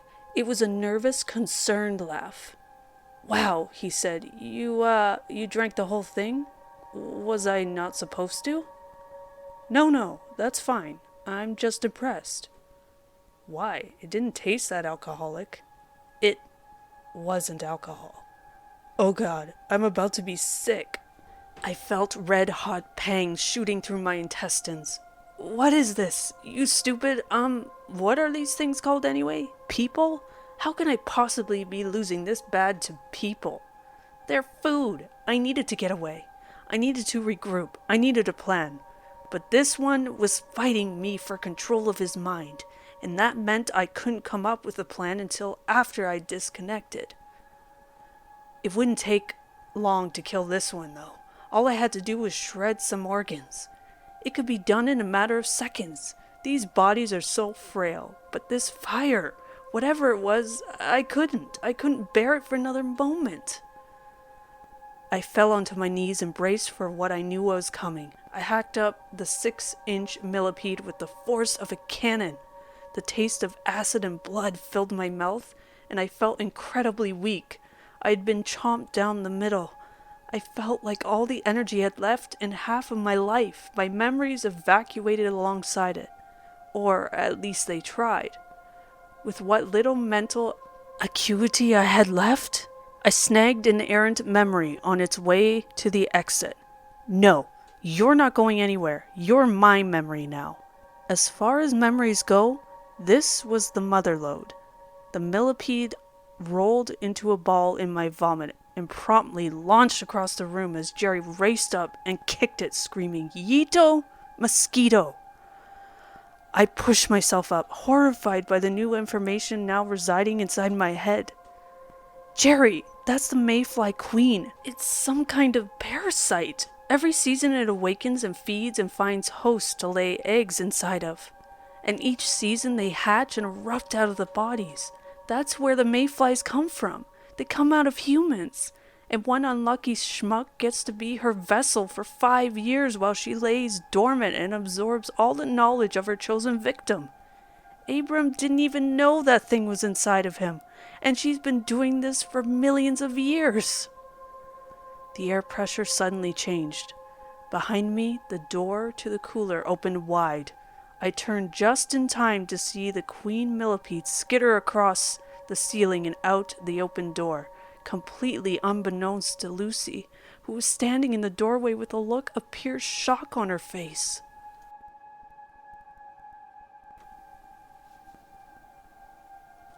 It needs stitches, but I'm afraid this is the best we can do for now.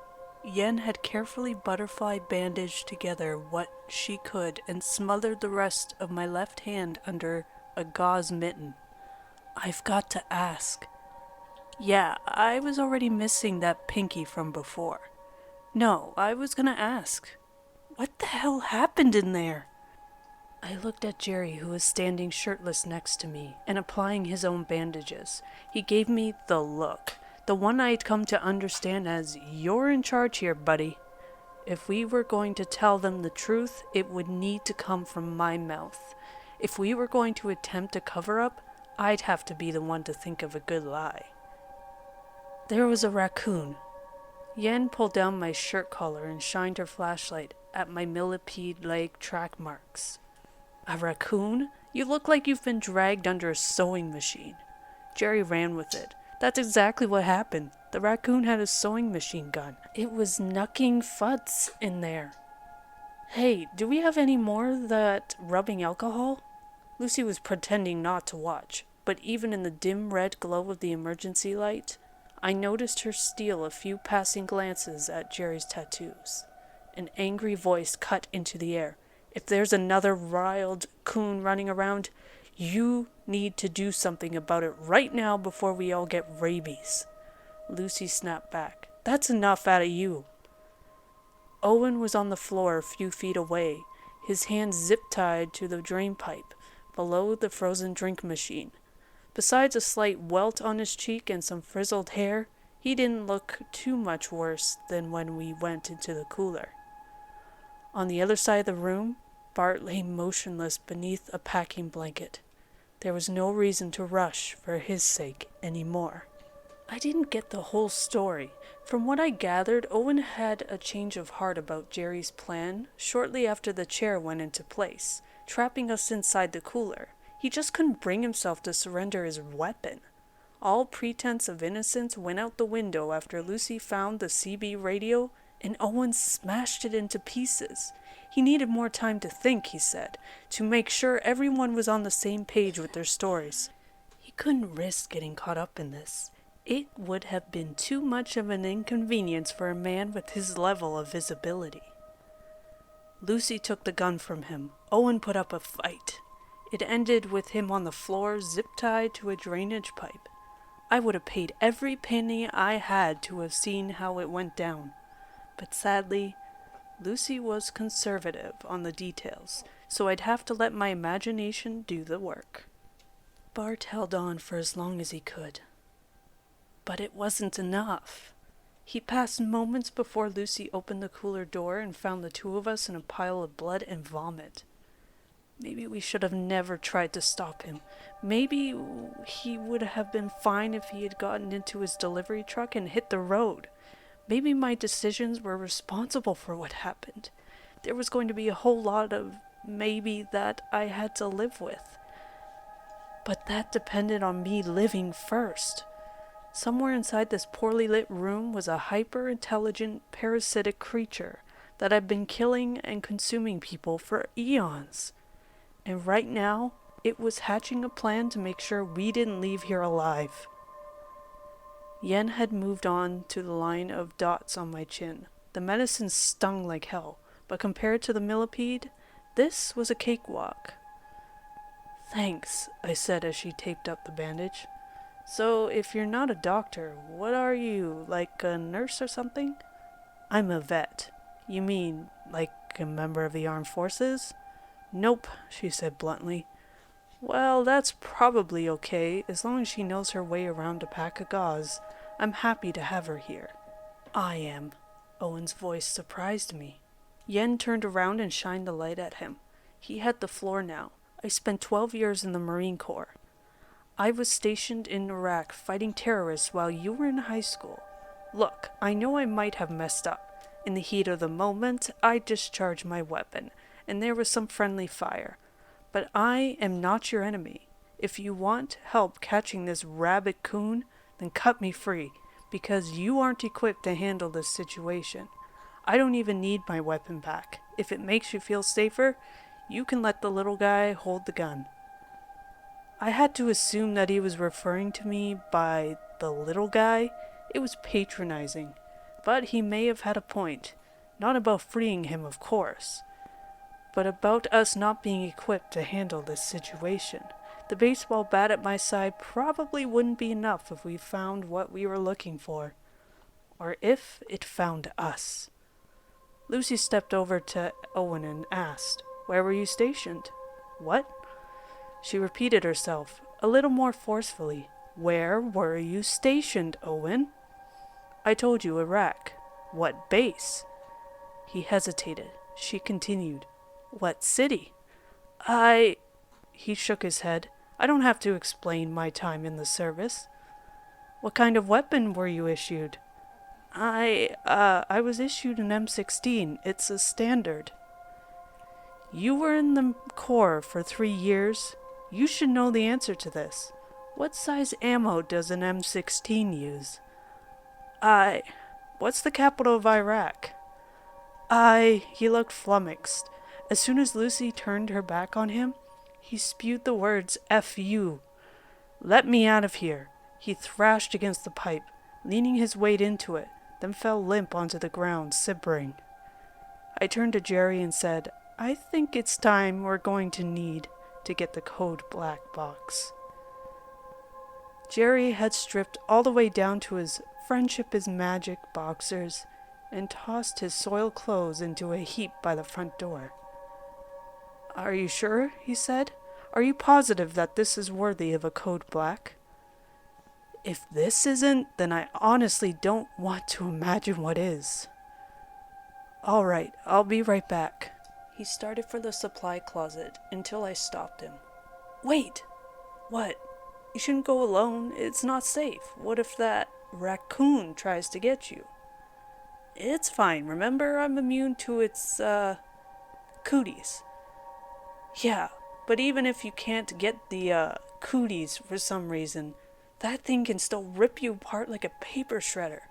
Lucy walked up to Jerry and said, "I'll go with you. We'll stay in groups, and if we see any raccoon, I'll take the shot." Jerry and I both blurted "No!" at the same time. Why not? Lucy had already demonstrated an impressive competency to know when to trust people and when to call people on their crap. She knew something was up. I tried for a convincing answer. "We need to make sure it's the right one. Don't want to waste bullets on an innocent raccoon." She gave me a stare that screamed, "I know you're lying, Jack." But she didn't call me out. Yen ventured into the conversation. "What kind of raccoons do you have around here? because I've seen a lot of raccoon attacks in my day, but nothing about this looks right. They're advanced, I said. Highly advanced. A minute later, Jerry and Lucy were back in the front room with us. He had brought out the meter-long rectangle box labeled Code Black for emergencies only. He had also displayed an excellent amount of initiative by grabbing the Code X box. Code X wasn't specifically for situations like this. It was really more of a preparation for whenever one of us needed to work an unexpected double shift without notice. But the contents were incredibly useful. We changed into the spare clothes, sweatpants and black t-shirts, and took turns taking swigs from the bottle of mouthwash and spitting them out into a styrofoam cup. I was concerned by just how much blood was in my spit. It was, to put it mildly, way above average. With the minor hygiene maintenance done, we opened the lid on the Code Black box. Yen gasped. Lucy let out, "What the hell?" Jerry whistled like he didn't already know what was in there. I sighed. Opening this felt like I had lost some kind of personal challenge. The contents of the Code Black kit were carefully picked out after detailed consideration of many factors. Jerry and I debated the merit of every single thing that went into it. Nothing here was chosen lightly. I took out the first weapon, a Glock 19 that someone had left in the gas station after he didn't need it anymore. Long story. I checked the safety to make sure it still wasn't there. Then put the gun onto the booth table. Next, I pulled out the old bear trap. There was dry blood on the teeth, definitely too big to do the job we needed. Next, I pulled out another handgun, then another. I kept removing weapons, setting each down on the table with care until I finally found what I was really looking for. At the bottom of the box, taking up the space from one corner to another, was Jerry's main contribution to the kit. The old katana he found at a garage sale and spent 2 weeks sharpening until it was clean enough to shave with. I pulled the weapon out by the sheath and handed it to its rightful owner. "Sweet," Jerry said, taking it from me with 2 hands, the only respectful way to take such a weapon. Next, I went right to work, piling the guns into the belly slack of my new shirt, so I could carry them all together.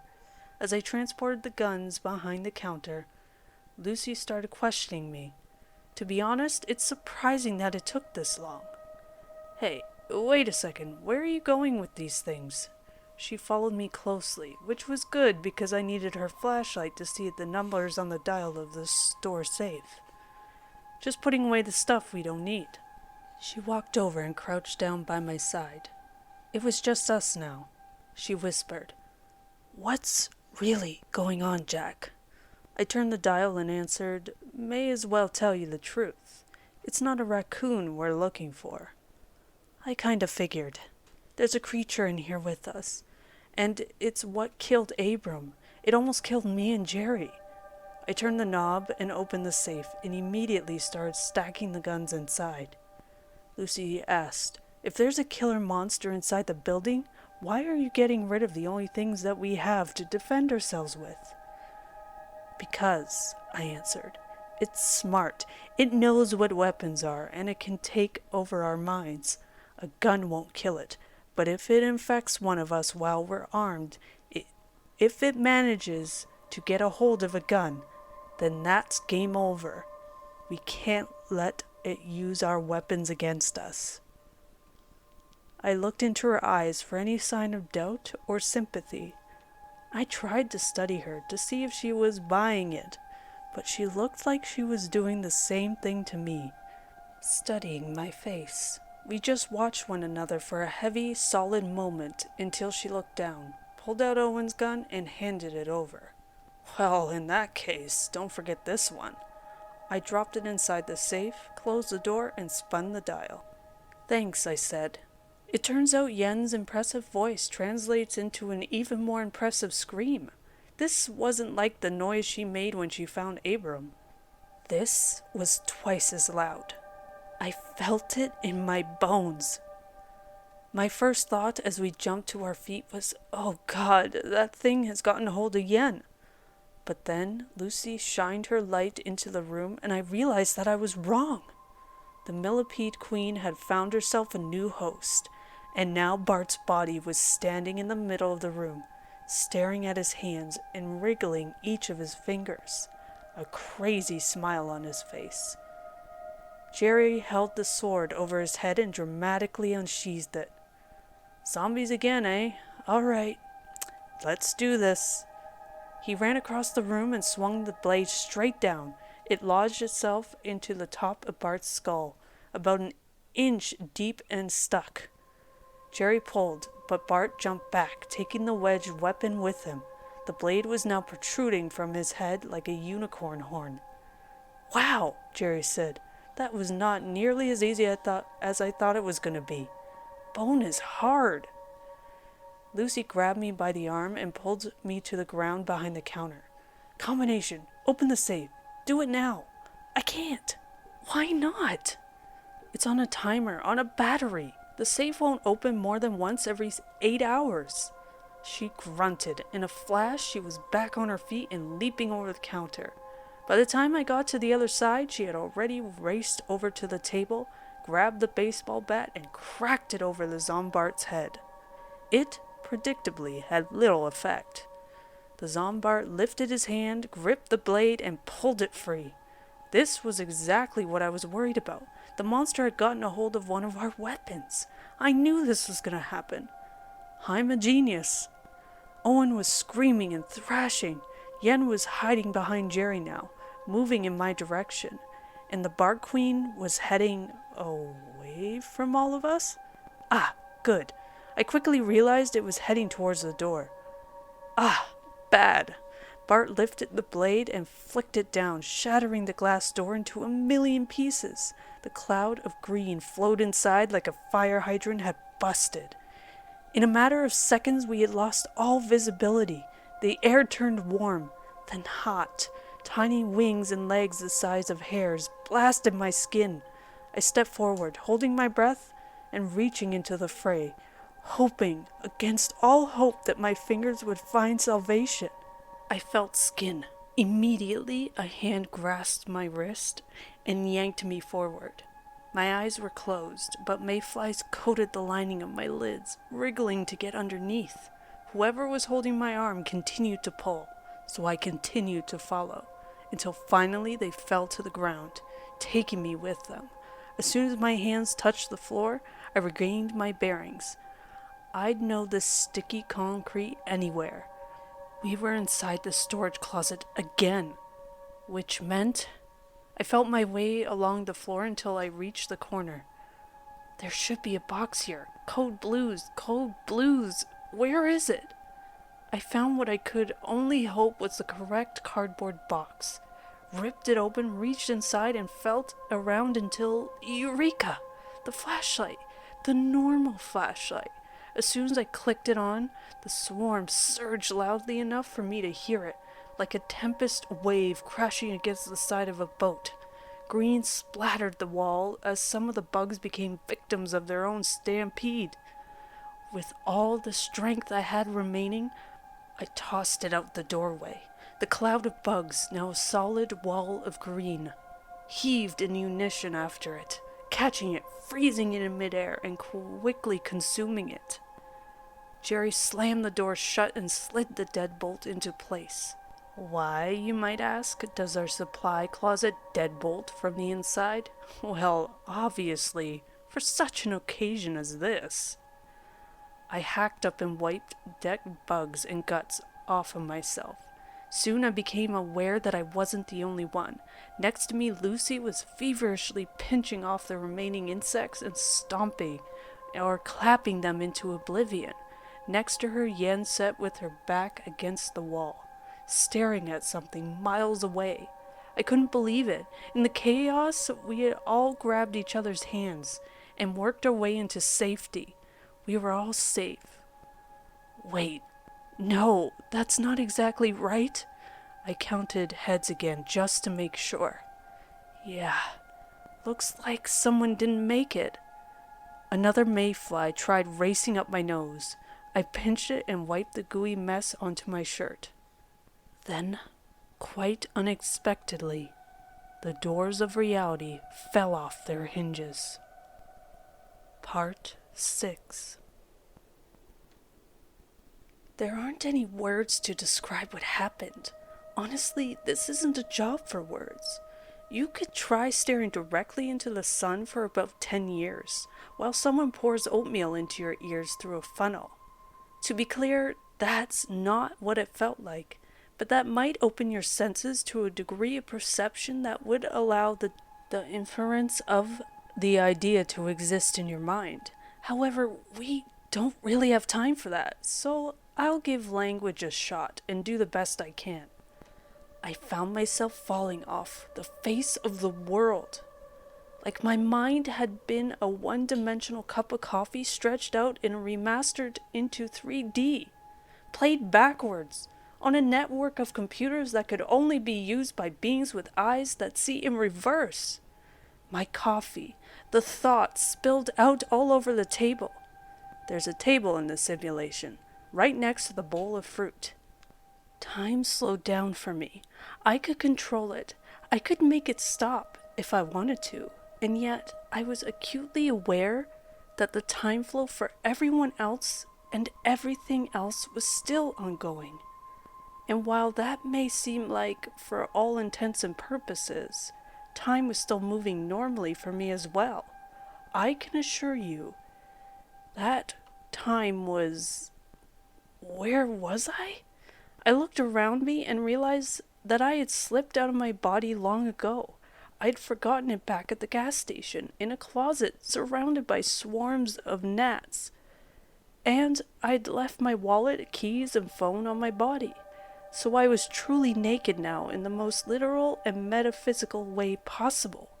I was somewhere inside of an infinity, and my brain was somewhere inside of another infinity, and my body was somewhere inside a different infinity, and in some ways I was infinity. I felt the universe's cruel love and understood that I was just a molecule in an exploding star. The world didn't need me. I could live and exist amongst the cosmos forever. There was a gorgeous, shining light, and I was part of it. All the pain my mortal body had ever endured was so small in comparison to forever. I was at peace. The whole stupid, scary gas station thing was dumb anyway. Maybe in the next life, I could be a bat. Some bats eat fruit, right? I could do that. Sleep all day, eat berries all night, fly in a group with friends, live forever, solve mysteries, ride roller coasters. Bats ride roller coasters, don't they? If not, they will.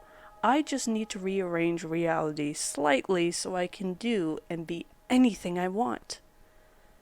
I felt a shock, the universe pushing back against my absurd attempt to interrupt the melody. The song was already in motion. I couldn't change it, only listen and enjoy. Close enough. I settled in to ride the wave, to see what the storyteller had in store for it. Jerry smacked me across the face. Dude, snap out of it. We've got stuff to do. What? I was back in the gas station supply room, sitting in the corner and drooling all over myself. How long had I been gone? And where exactly had I gone to? Yen knelt in front of me and shined the red flashlight in my eyes. His pupils are dilated, she announced. Did you hit your head? Yeah, probably. This could be a sign of traumatic brain injury. We need to get out of here and find a hospital. Nah, Jerry interrupted. It's just the drugs finally kicking in. I sat up and the entire world sloshed into place after me. The room had some momentary lag to it, and strangely enough, I could see everything as clear as ever. What drugs? I asked. Okay, so promise you won't get mad, he said. I will not promise that. Okay, well, if you promise you won't get mad, I'll tell you. Remember how I requested to work tonight? Well, the reason was I needed someone responsible like you to be here in case things got heavy. You know, because I trust you to make sure I'm safe and not call the cops if I have a bad trip. The world finally snapped into place around me. Everything was back to normal, except for the fact that I could suddenly see everybody's aura. Looking back, that seems rather strange, but at the moment it felt perfectly inconsequential. "What did you do?" I asked. Jerry's aura was a strange kind of sunny yellow and pink, swirling with vibrant energy. It was a controlled chaos, like a Picasso painting in a blender.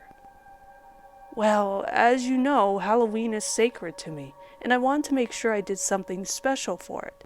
So I made some hallucinogenic tea, and I may have been microdosing for the past few days to optimize my high. I thought it would let me see some other worlds, but for the most part, it just showed me truths about how tiny we are in the universe." "I know, right?" I said with excitement before snapping out of the spell. "What was in that flask you gave me?" "It's a special homebrew. There's a few different ingredients. Primarily," he mumbled a couple of words under his breath as his aura shifted to purple and baby blue. He didn't want me to know. "Come again?" He couldn't look at me. "I said primarily ayahuasca and peyote." Lucy let out a loud and inappropriate "Ha!" Yen gave her a disapproving mom face, but Lucy shrugged. "What? That's actually funny. You know, in a we're all gonna die, but at least you're high kind of way." Her aura was bright orange and fire red. Yen's was cool blue and wavy. "I'd prefer we find a way out of this where nobody else has to die." My tongue felt funny. "I don't know a lot about recreational drugs." Jerry seemed almost offended by my choice of words. His aura made a frowny face as he explained. "These are not recreational. They're spiritual and medicinal. Native Americans used peyote to treat influenza, snake and scorpion bites, even blindness, because it helps you see out of more than just your eyes." Yen nodded. "Actually, he's not completely wrong. Ayahuasca has been used for ages by indigenous peoples to combat tropical parasites." Lucy said, "Great, so we accidentally dumb-lucked our way into the antidote for zombieism?" Zen was quick to distance herself from where the conversation was headed. "Wait, we're not honestly saying Bart is some kind of, reanimated corpse? That's absolutely absurd. He must have simply had a weak pulse that I couldn't detect. The blood loss probably left him confused and disoriented. And that brain injury from the sword must be what caused him to break the glass in an effort to get away. There's a perfectly normal explanation for everything that happened tonight." How annoyingly rational of her. Lucy scrunched up her nose. "You may be right, but I've seen enough weird crap in my life to know that monsters are real. I don't suppose you guys have any more of that stuff, do you?" "Alas," Jerry answered. Jack Power chugged it like he was a freshman at Rush Week. "Sorry," I said. "Not as sorry as you're gonna be. There's a fuse before that stuff hits all at once. And if you're not used to the effects, well, you may find yourself falling in and out of corporeality. That's normal. If you end up in the other place, look for the Mescalito spirit to be your guide. He doesn't always appear for the first-timers, but considering how much tea you drank, I think he'll pretty much have to show." I nearly jumped out of my skin when we heard the sound of a knocking at the door. And with those drugs coursing through my veins, such a thing felt very possible. "Who is it?" Jerry said in a strange, high-pitched voice. "Open the door," blasted Owen. Or at least something using Owen's voice. Yen jumped from the door, but Lucy snatched her by the wrist with both hands and stopped her. "Let go," he said. "Owen's out there in that mess." The voice on the other side of the door was desperate. "Come on, let me in. These things are everywhere. I can barely breathe." He started coughing loudly, convincingly, then continued, "Please, I'm hurt. I'm bleeding really badly. You have to open up." Yen shook her hand free from Lucy's grasp and said, "We have to let him in. He'll die out there. I know he's a jerky person, but he doesn't deserve this." Her aura was glowing white hot, but something else was drowning it out. I could see the aura of whatever was standing on the other side of the door, and it was monstrous, hungry, and angry. It was shaped like a human, but it radiated an unholy energy. Now I understood. This must have been what Jerry saw when he looked at Abram. It acted human, presented human, but it was not. "Hey," I said, pulling myself to my feet. "That's not Owen. If you open the door, we're all screwed." Her aura went red the moment she made up her mind. I knew what was coming, but I didn't have the time to stop it. "You're all crazy." With that, she lunged forward and slid open the lock. The door swung open immediately, and the vessel that had once been Owen, stepped inside our room. His face was covered in lines of green dots, racing around and over one another, crawling in and out of the holes where his nose and eyes used to be. His once handsome face was now skeletal caverns for the highway of insects, wearing away to the bone as the mobilized army of infant mayflies took millions of tiny bites. He lifted his hands, one of which had been degloved at the wrist where the zip tie had held him in place. His fingers caught Yen by the throat and squeezed her screams into silence. They both went down. Yen hit her back against the floor. That thing landed on top of her, still squeezing. Its jaw opened as a pair of long, thin appendages reached out, dangling from the other side of his teeth, inches above her face.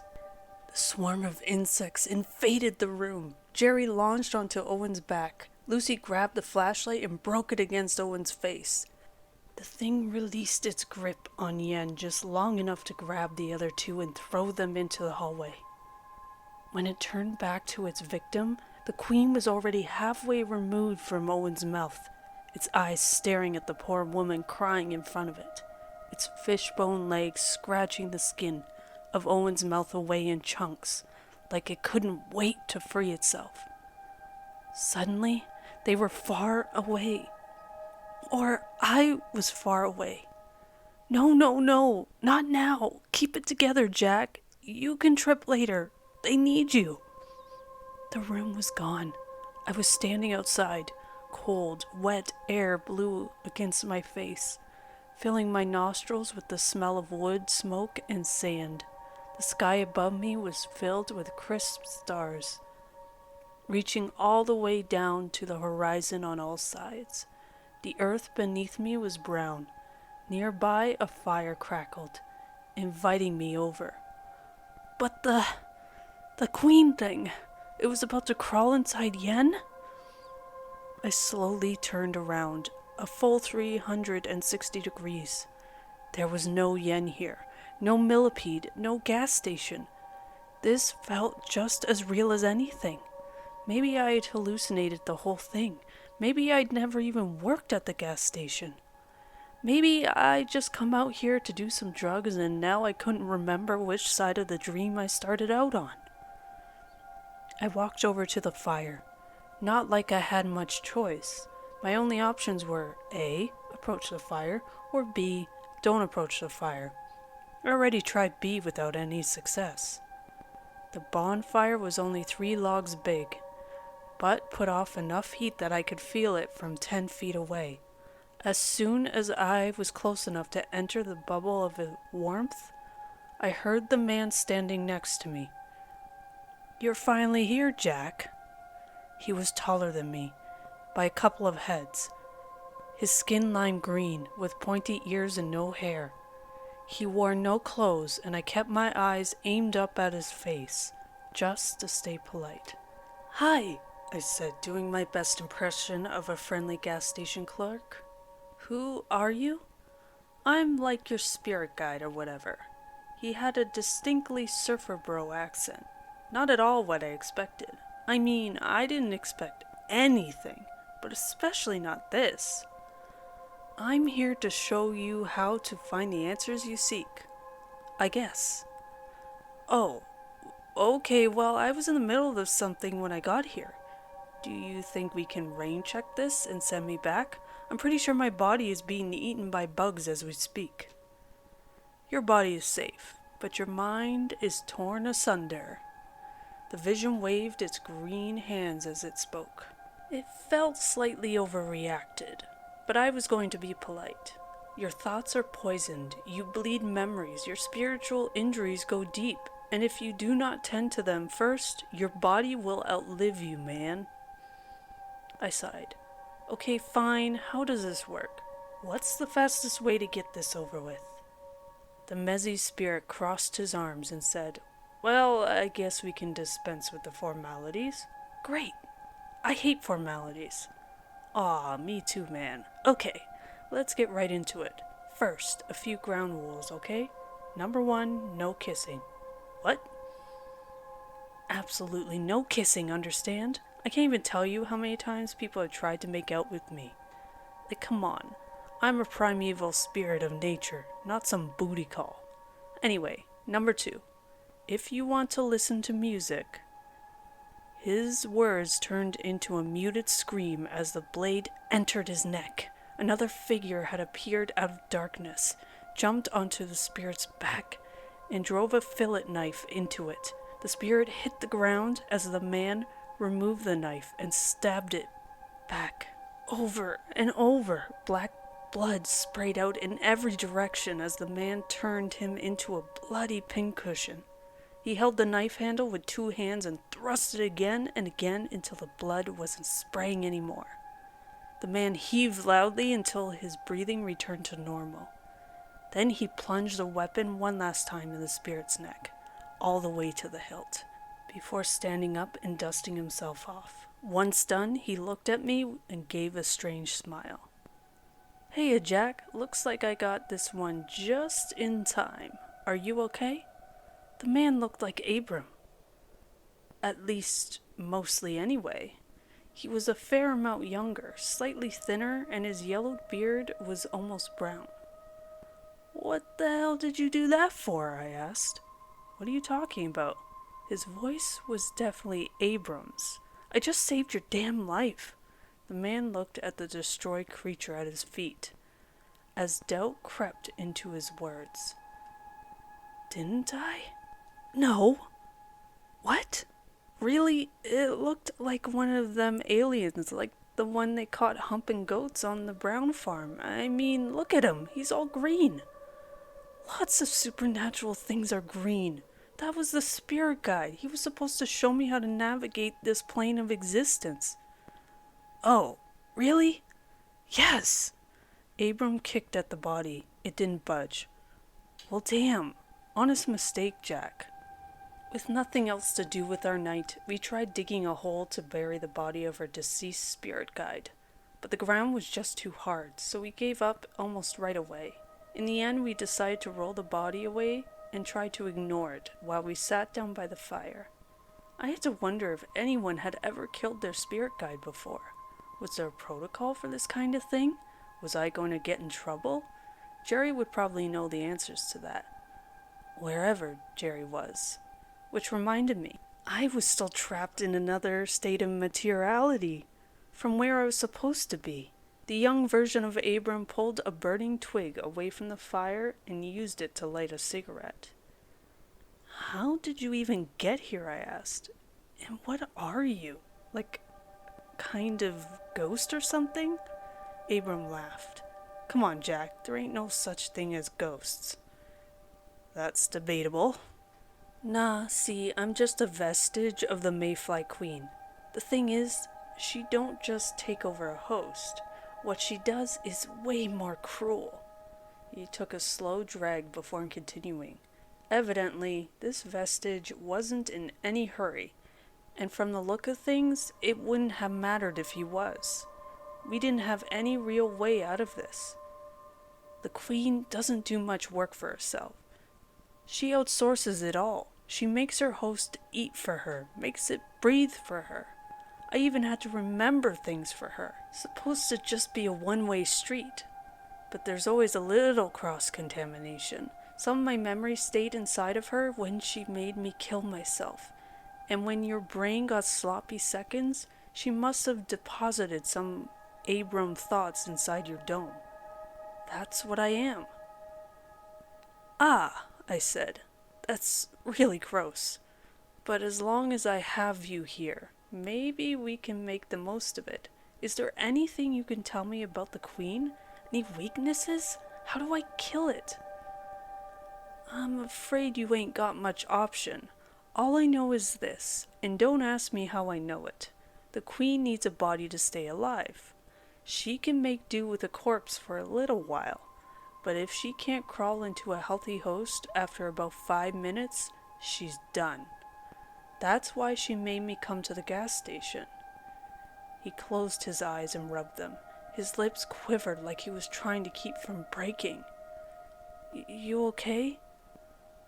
She made me do it. She made me do so many things. I honestly didn't even know why I was doing it. I didn't know I was infected. Started with weird little stuff. I got all these crazy cravings. I wanted to drink puddle water. Wanted to eat dirt. I just had to live with it. I thought we all got our mess-ups, right? Then couple of months back, I started having to collect corpses. Mostly roadkill at first. Then a new urge hit me. I had to start setting traps. Then I started collecting pets. I ran out of room in my deep freeze, so I started stacking them wherever they'd fit in my house. I've been sleeping in a hotel for the last week because I couldn't stand the smell anytime I went home. And let me remind you, I drive garbage trucks for a living. I tried to think of some way to change the subject. This was horrible, but not exactly useful information. When I couldn't think of anything, I let him continue, hoping he was almost out of steam. That thing inside my brain forced me to fill up the back of my garbage truck with all this rotting meat and drive it out to the gas station where we'd be separated from the rest of town. She remembered all the times I saw you out there and thought it would be a safe hunting ground. Turn one of you into her new host, turn the others into food, alongside the meat from the garbage truck. Then she'd spend the next 5 years laying more eggs. You don't want to know how she lays her eggs in other people, Jack. It's really nasty. But I couldn't help it. I didn't have any control. Even when she made me take that knife and... He balled his hands into fists. Well, let's just say I finally feel like myself again. I looked away from him and stared at the fire. This sucked. I knew what I was going to have to do, and I hated it. What's wrong? He asked. The Queen needs a healthy host. If I'm going to kill it, there's only one way to do that. I have to make sure there aren't any healthy hosts left to occupy. What do you mean? When I get back to the gas station, I'm going to have to kill Yen and Lucy. Clap, clap, clap. I turned to see the naked green giant standing behind us and slowly clapping his hands together. There, you figured it out on your own. This was all part of your spiritual voyage. I was meant to get stabbed all along. I stood up and faced the vision. Really? Yeah, Jack. This is totally how I intended it for it to go. And now that you have your epiphany, I'm gonna, send you back or whatever. Don't forget if you enjoyed your vision to rate me 5 stars. Alright, my guy, time to go home. I shot up, struggling for air and finding none. I was underwater, flailing, bathed in darkness. The world clung to my limbs, pulling me, resisting my motions. I gasped and fell and hit my head, and then my hands touched the sticky concrete floor. The universe stopped spinning, and I regained my bearings. I was back in the supply closet, wrapped up beneath a plastic tarp. I carefully pried it free and sucked in as much air as my lungs would take. My head pounded, my bruises screamed, my left hand was numb all the way to the wrist. But I was alive, and even better, my hallucinogen night vision was still working. Wait, that's not right. The light was on overhead. which meant someone or something had found the breaker box and turned power back onto the station. The supply closet door was shut, and I was all alone, if you don't count the dried-up carcass of a businessman by the door or the oodles of carnivorous green dots crawling in, on, and around him. I couldn't tell how long I'd been in the other place, but something told me I still had time to stop the Queen. But if I was going to do that, I would need to open the one box I'd hope I never needed to open. It was the most desperate measure, for sure. But these were the most desperate times. When this whole thing blows over, I'm going to need a long vacation. I climbed to the top shelf, reached into the corner, and pulled out the small, innocuous shoebox labeled in tiny print. Code Reds only. Put this back. Whatever is happening, it isn't a code red. I brought it down, carefully set it onto the ground in front of me, and opened the lid. Inside was a smaller box, a fire safe with a combination lock. This is really happening, huh? I'm about to go kill some innocent people to save this sorry town. I entered the combination, 666, and snapped open the lid. The code red box contained exactly 2 things: a cigarette and a hand grenade. I took the grenade and stuffed it into my hoodie pocket, right inside my... Oh, that's right, my hoodie is still outside. I took the grenade and stuffed it into my pants.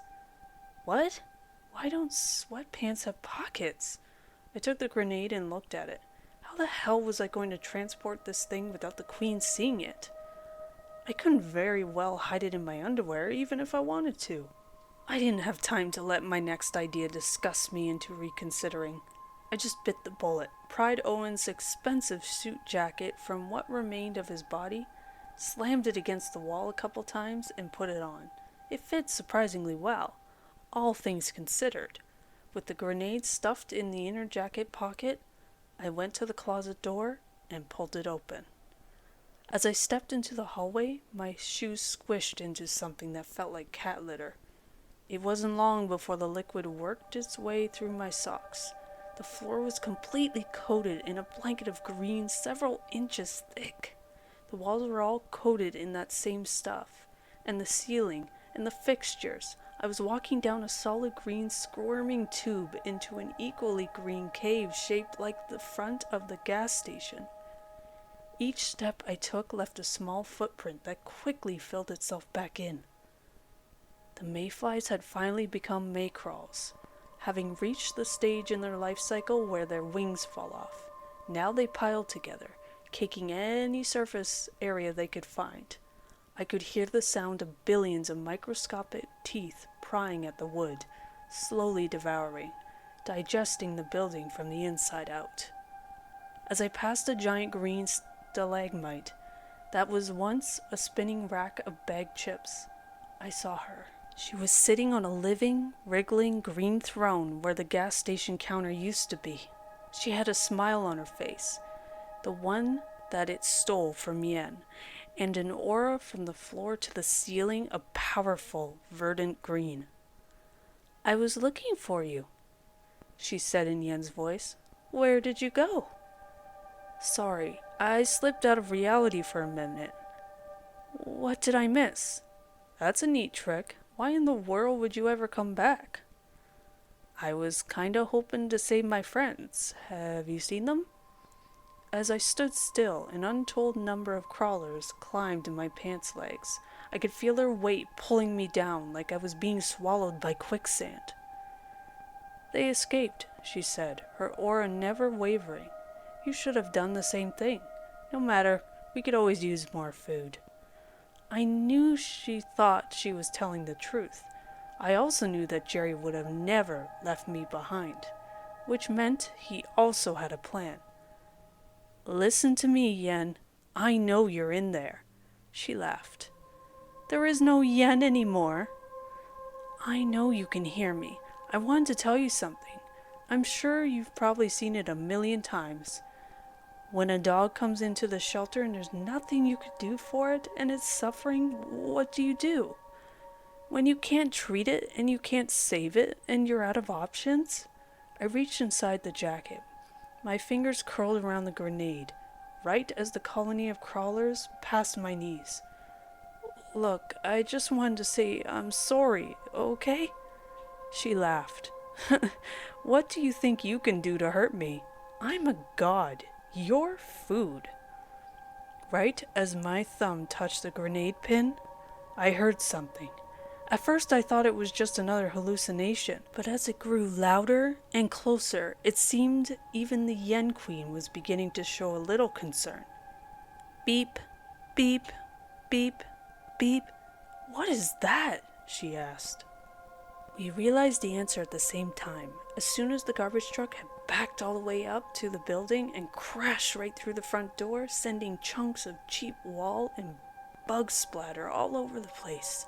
The shock of the collision freed swaths of bugs from their colonies on the ceiling, and they fell as a single enormous unit. The impact nearly doubled the size of the bug pit on the floor. It was deep enough to drown in. I released my grip on the grenade and brushed the clumps of bugs off my head and shoulders. The queen jumped to her feet and walked over to the spot on the floor. A circle cleared the way for her, revealing the clean floor underneath, and a baseball bat that she was reaching for. With the weapon in hand, she stepped over to the garbage truck. I didn't even think before bending down, scooping up a handful of Maycrawlers and smushing them into a ball, very reminiscent of a snowball. Some of them skittered up my arms, but most of them stayed intact. I lobbed it as hard as I could and struck the queen in the back of her head. She turned around with her mouth open and a very human expression on her face, one that begged the question, "Did you really just hit me with a ball of my own children?" The distraction was enough for her not to notice the sound of hydraulic lifts behind her, and before she can even take a step towards me, the gate of the garbage truck had swung open, and an avalanche of dead and rotting animals and body parts spilled onto her, crushing her. Wet goop spread across the floor, washing away heaps of crawlers. The wave of blood and viscera hit me just a few moments after the smell, and to be honest, this is also not a job for words. Whatever you imagine the smell being, I swear, it was a lot worse than that. I would have projectile vomited all over the place. But as luck would have it, there wasn't anything left inside of me. The mountain of death covered almost the entirety of the front wall now, save for a small window at the top of the door frame. Hardly enough to see it through, and certainly not enough to escape from, but I ran for it all the same. Once I hit the pile of Abrams collections, I started climbing. There were hooves and antlers, more cat faces than a grandmother's Facebook page, and an alarming number of limbs that would have at one point belonged to humans. Abram did say he had been setting traps. He didn't say what kind. When I finally reached the top of the pile, I dropped down on some sort of rib cage, squirming with green bugs, and peered out in the opening. Jerry had climbed up the other side to meet me. "Hey, bro," he said excitedly. "I see you're awake now. How was the other side? Did you see the spirit guide?" Yeah, we accidentally killed him." "You what?" "Jerry, where is Lucy? She went around to the back door to rescue you while I would cause a distraction. By the way, I learned how to operate a garbage truck. It was super easy. Hey, is that Owen's coat?" I turned onto my back and slid down the mountain of gore. No sooner had my feet hit the floor than a hand erupted from below the pile and snagged my sweatpants. I ripped free right as the Yen thing pushed her broken body out from under the pile. Her arms were bent in places they should not bend. Bones poked out of her skin from the inside. Animal bones poked into her skin from the outside. Her jaw dangled lopsided, and her aura burned to the ceiling, green and angry. Her vessel was broken, and she had one spare remaining. "Jack!" I turned to see the last person I wanted to see, and likely the first person the Queen wanted to see. Lucy was close enough to grab me. We need to go now. I turned back just in time to see the Queen millipede erupt from the center of Yen's neck and launch itself forward. Lucy and I scrambled for the back door, but I knew we couldn't let it out. We needed to finish it off right here. Her hand was around my wrist. I pulled her back and wrapped my own fingers around hers. As soon as we reached the cooler, I dragged her to a stop. She looked back at me with worry in her eyes. I didn't have time to relay the whole plan. I just grabbed the cooler door and pulled, hoping she'd pick up on it. It scraped open a few inches, but the ground cover of green insects made it nearly impossible to move. Worse, the ground cover made it nearly impossible to see where the Queen had gone. Lucy grabbed the door with me, and together we pulled our weight and pried the door open, just enough to jump inside. Abram's body was still on the floor. I ran to it and freed the fillet knife just in time to hear Lucy scream. "Over there!" The Queen skittered across the wall and into a corner. I lost sight of it almost immediately. A metal shelf crashed against the floor. Then Lucy pulled me towards, then through the cooler door. Once out, she slammed it shut behind us. "What happened?" I asked. "I trapped that thing underneath some boxes." "What the hell was that?" "You're sure? You're positive you trapped it?" "Yeah, positive. It's still in there." I hate how little time I get for such important decisions, but the bugs under my clothes had started biting, so time was up. I made a snap decision to trust her. "Okay," I pulled out the grenade and yanked the pin, reopened the cooler door just enough to toss the weapon inside, then shut it and leaned my back against the door. Lucy's eyes were huge. "Was that?" She pointed at the door with horror. "Yes." Her hands grasped me by either side of my collar, and she pulled me away from the door and flung me hard into the pile of bugs in the front of the store. Before I could get up, she landed on top of me. A second later, boom! The ringing in my ears never really went away. But after a few seconds, the cloud of green dust had finally settled, and I could see that the cooler door had been blown clean off its hinges.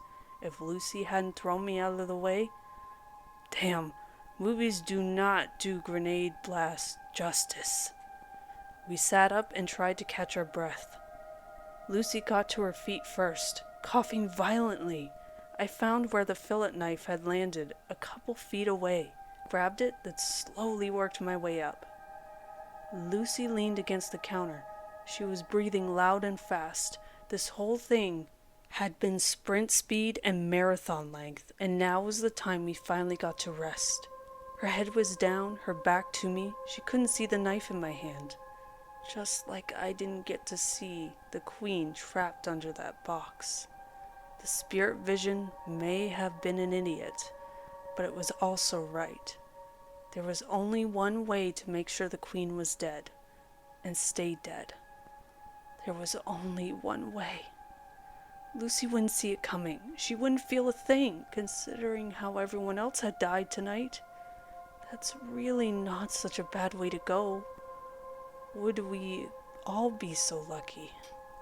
I was sitting outside in a circle of salt. Jerry figured out about an hour too late that the crawlers absolutely hate salt. Something to remember for next time, I guess. When the first helicopter landed on the street outside of our parking lot, it expelled its contents before it even finished landing. 3 guys with machine guns and gas masks. A couple in white hazmat suits and gas masks, and a familiar G-man in a black suit and tie. No gas masks on this one, just a pair of completely pointless sunglasses. The feds shouted orders to the others as they closed in on our building, but froze mid-sentence once he saw me. "Jack?" he said. "I don't believe it. I don't freaking believe it. You're still alive? Jesus, I just lost $50. "Hey there, Agent Roscoe. Well, I'll be a monkey's uncle. Wonders never cease." You're a little late to the party. Where's your partner? You know your gas station isn't the only locale of interest on a night like this, right? He took off his sunglasses, and I swear he was wearing another pair of sunglasses underneath them, or maybe the drugs were still messing with me. It's hard to say. He looked at the teetering remains of the gas station and said, "Well, you want to start telling us what happened?" Over the next hour I gave my statement. More choppers landed and more men in gas masks arrived to clean up the damage and mayfly debris. They had brooms, snow shovels, and devices that looked an awful lot like proton packs. A lot of them left the gas station carrying kennels with ticked-off raccoons scratching away at the walls from the inside. One of the men interrupted my story to inform Agent Roscoe that they had captured all 3 raccoons. The agent dismissed this news much more easily than I would have expected. All right, I heard enough," he said to me. "Here's how this is gonna play. You got hit by terrorists. Wait, scratch that. We already did terrorists this week. Let's just say gang activity. A local gang broke in and did some Halloween vandalism. This sort of thing is an epidemic, you know? They've been going up and down the interstate, looking for gas stations off the beaten path to tear up." "What about all the bodies?" I asked. "We'll figure that out later. Jesus, Jack, my night is just getting started. This is like my Monday morning. Get off my back." He looked over my shoulder and lowered his voice. "I know you can keep a secret, but what about that one?" Behind me, Jerry was cleaning off his katana by rubbing it on the grass. "I wouldn't worry about him. He's what you might call an unreliable witness." Roscoe nodded, then suddenly pointed at the young woman in fox makeup talking to an agent under the gas station awning about 10 feet away. "What about her? She's new.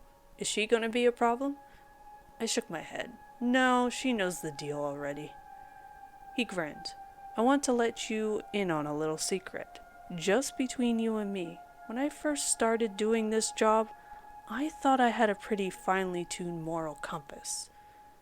But after a few mercy killings and real-world trolley problems, I started to realize something. The right choice and the moral choice ain't always the same thing. It's possible to do the right thing for the wrong reason, or the wrong thing for the right reason. You could be forgiven for little mistakes, even if they cause a lot of people to die gruesome deaths." "Thanks," I said. "And, Jack, forgive me for asking, but are you certain you saw the Queen die, right? Am I really that bad at lying, or do I just constantly encounter people with bull detectors set to 11? "Yeah, I'm sure." He laughed. "Oh, well, I guess we'll find out in 5 years, huh?" He raised his voice and called out to the others. "All right, let's double time it. Wheels up in 30 minutes. Gotta leave time for the cleanup crew." A few minutes later, the cleanup crew arrived. Jerry and Lucy approached me. "Hey, man," Jerry said. "We're about to go back to my place and do, all the drugs. You want to come?" Before I could answer, my eyes caught something standing in the tree line across the parking lot. Something watching us with 2 shining red eyes. It was a raccoon. I know it could have been nothing more than the remnants of Jerry's tea playing tricks on me. But I could have sworn that this raccoon had an aura, one that was 10 feet tall, glowing green, and angry.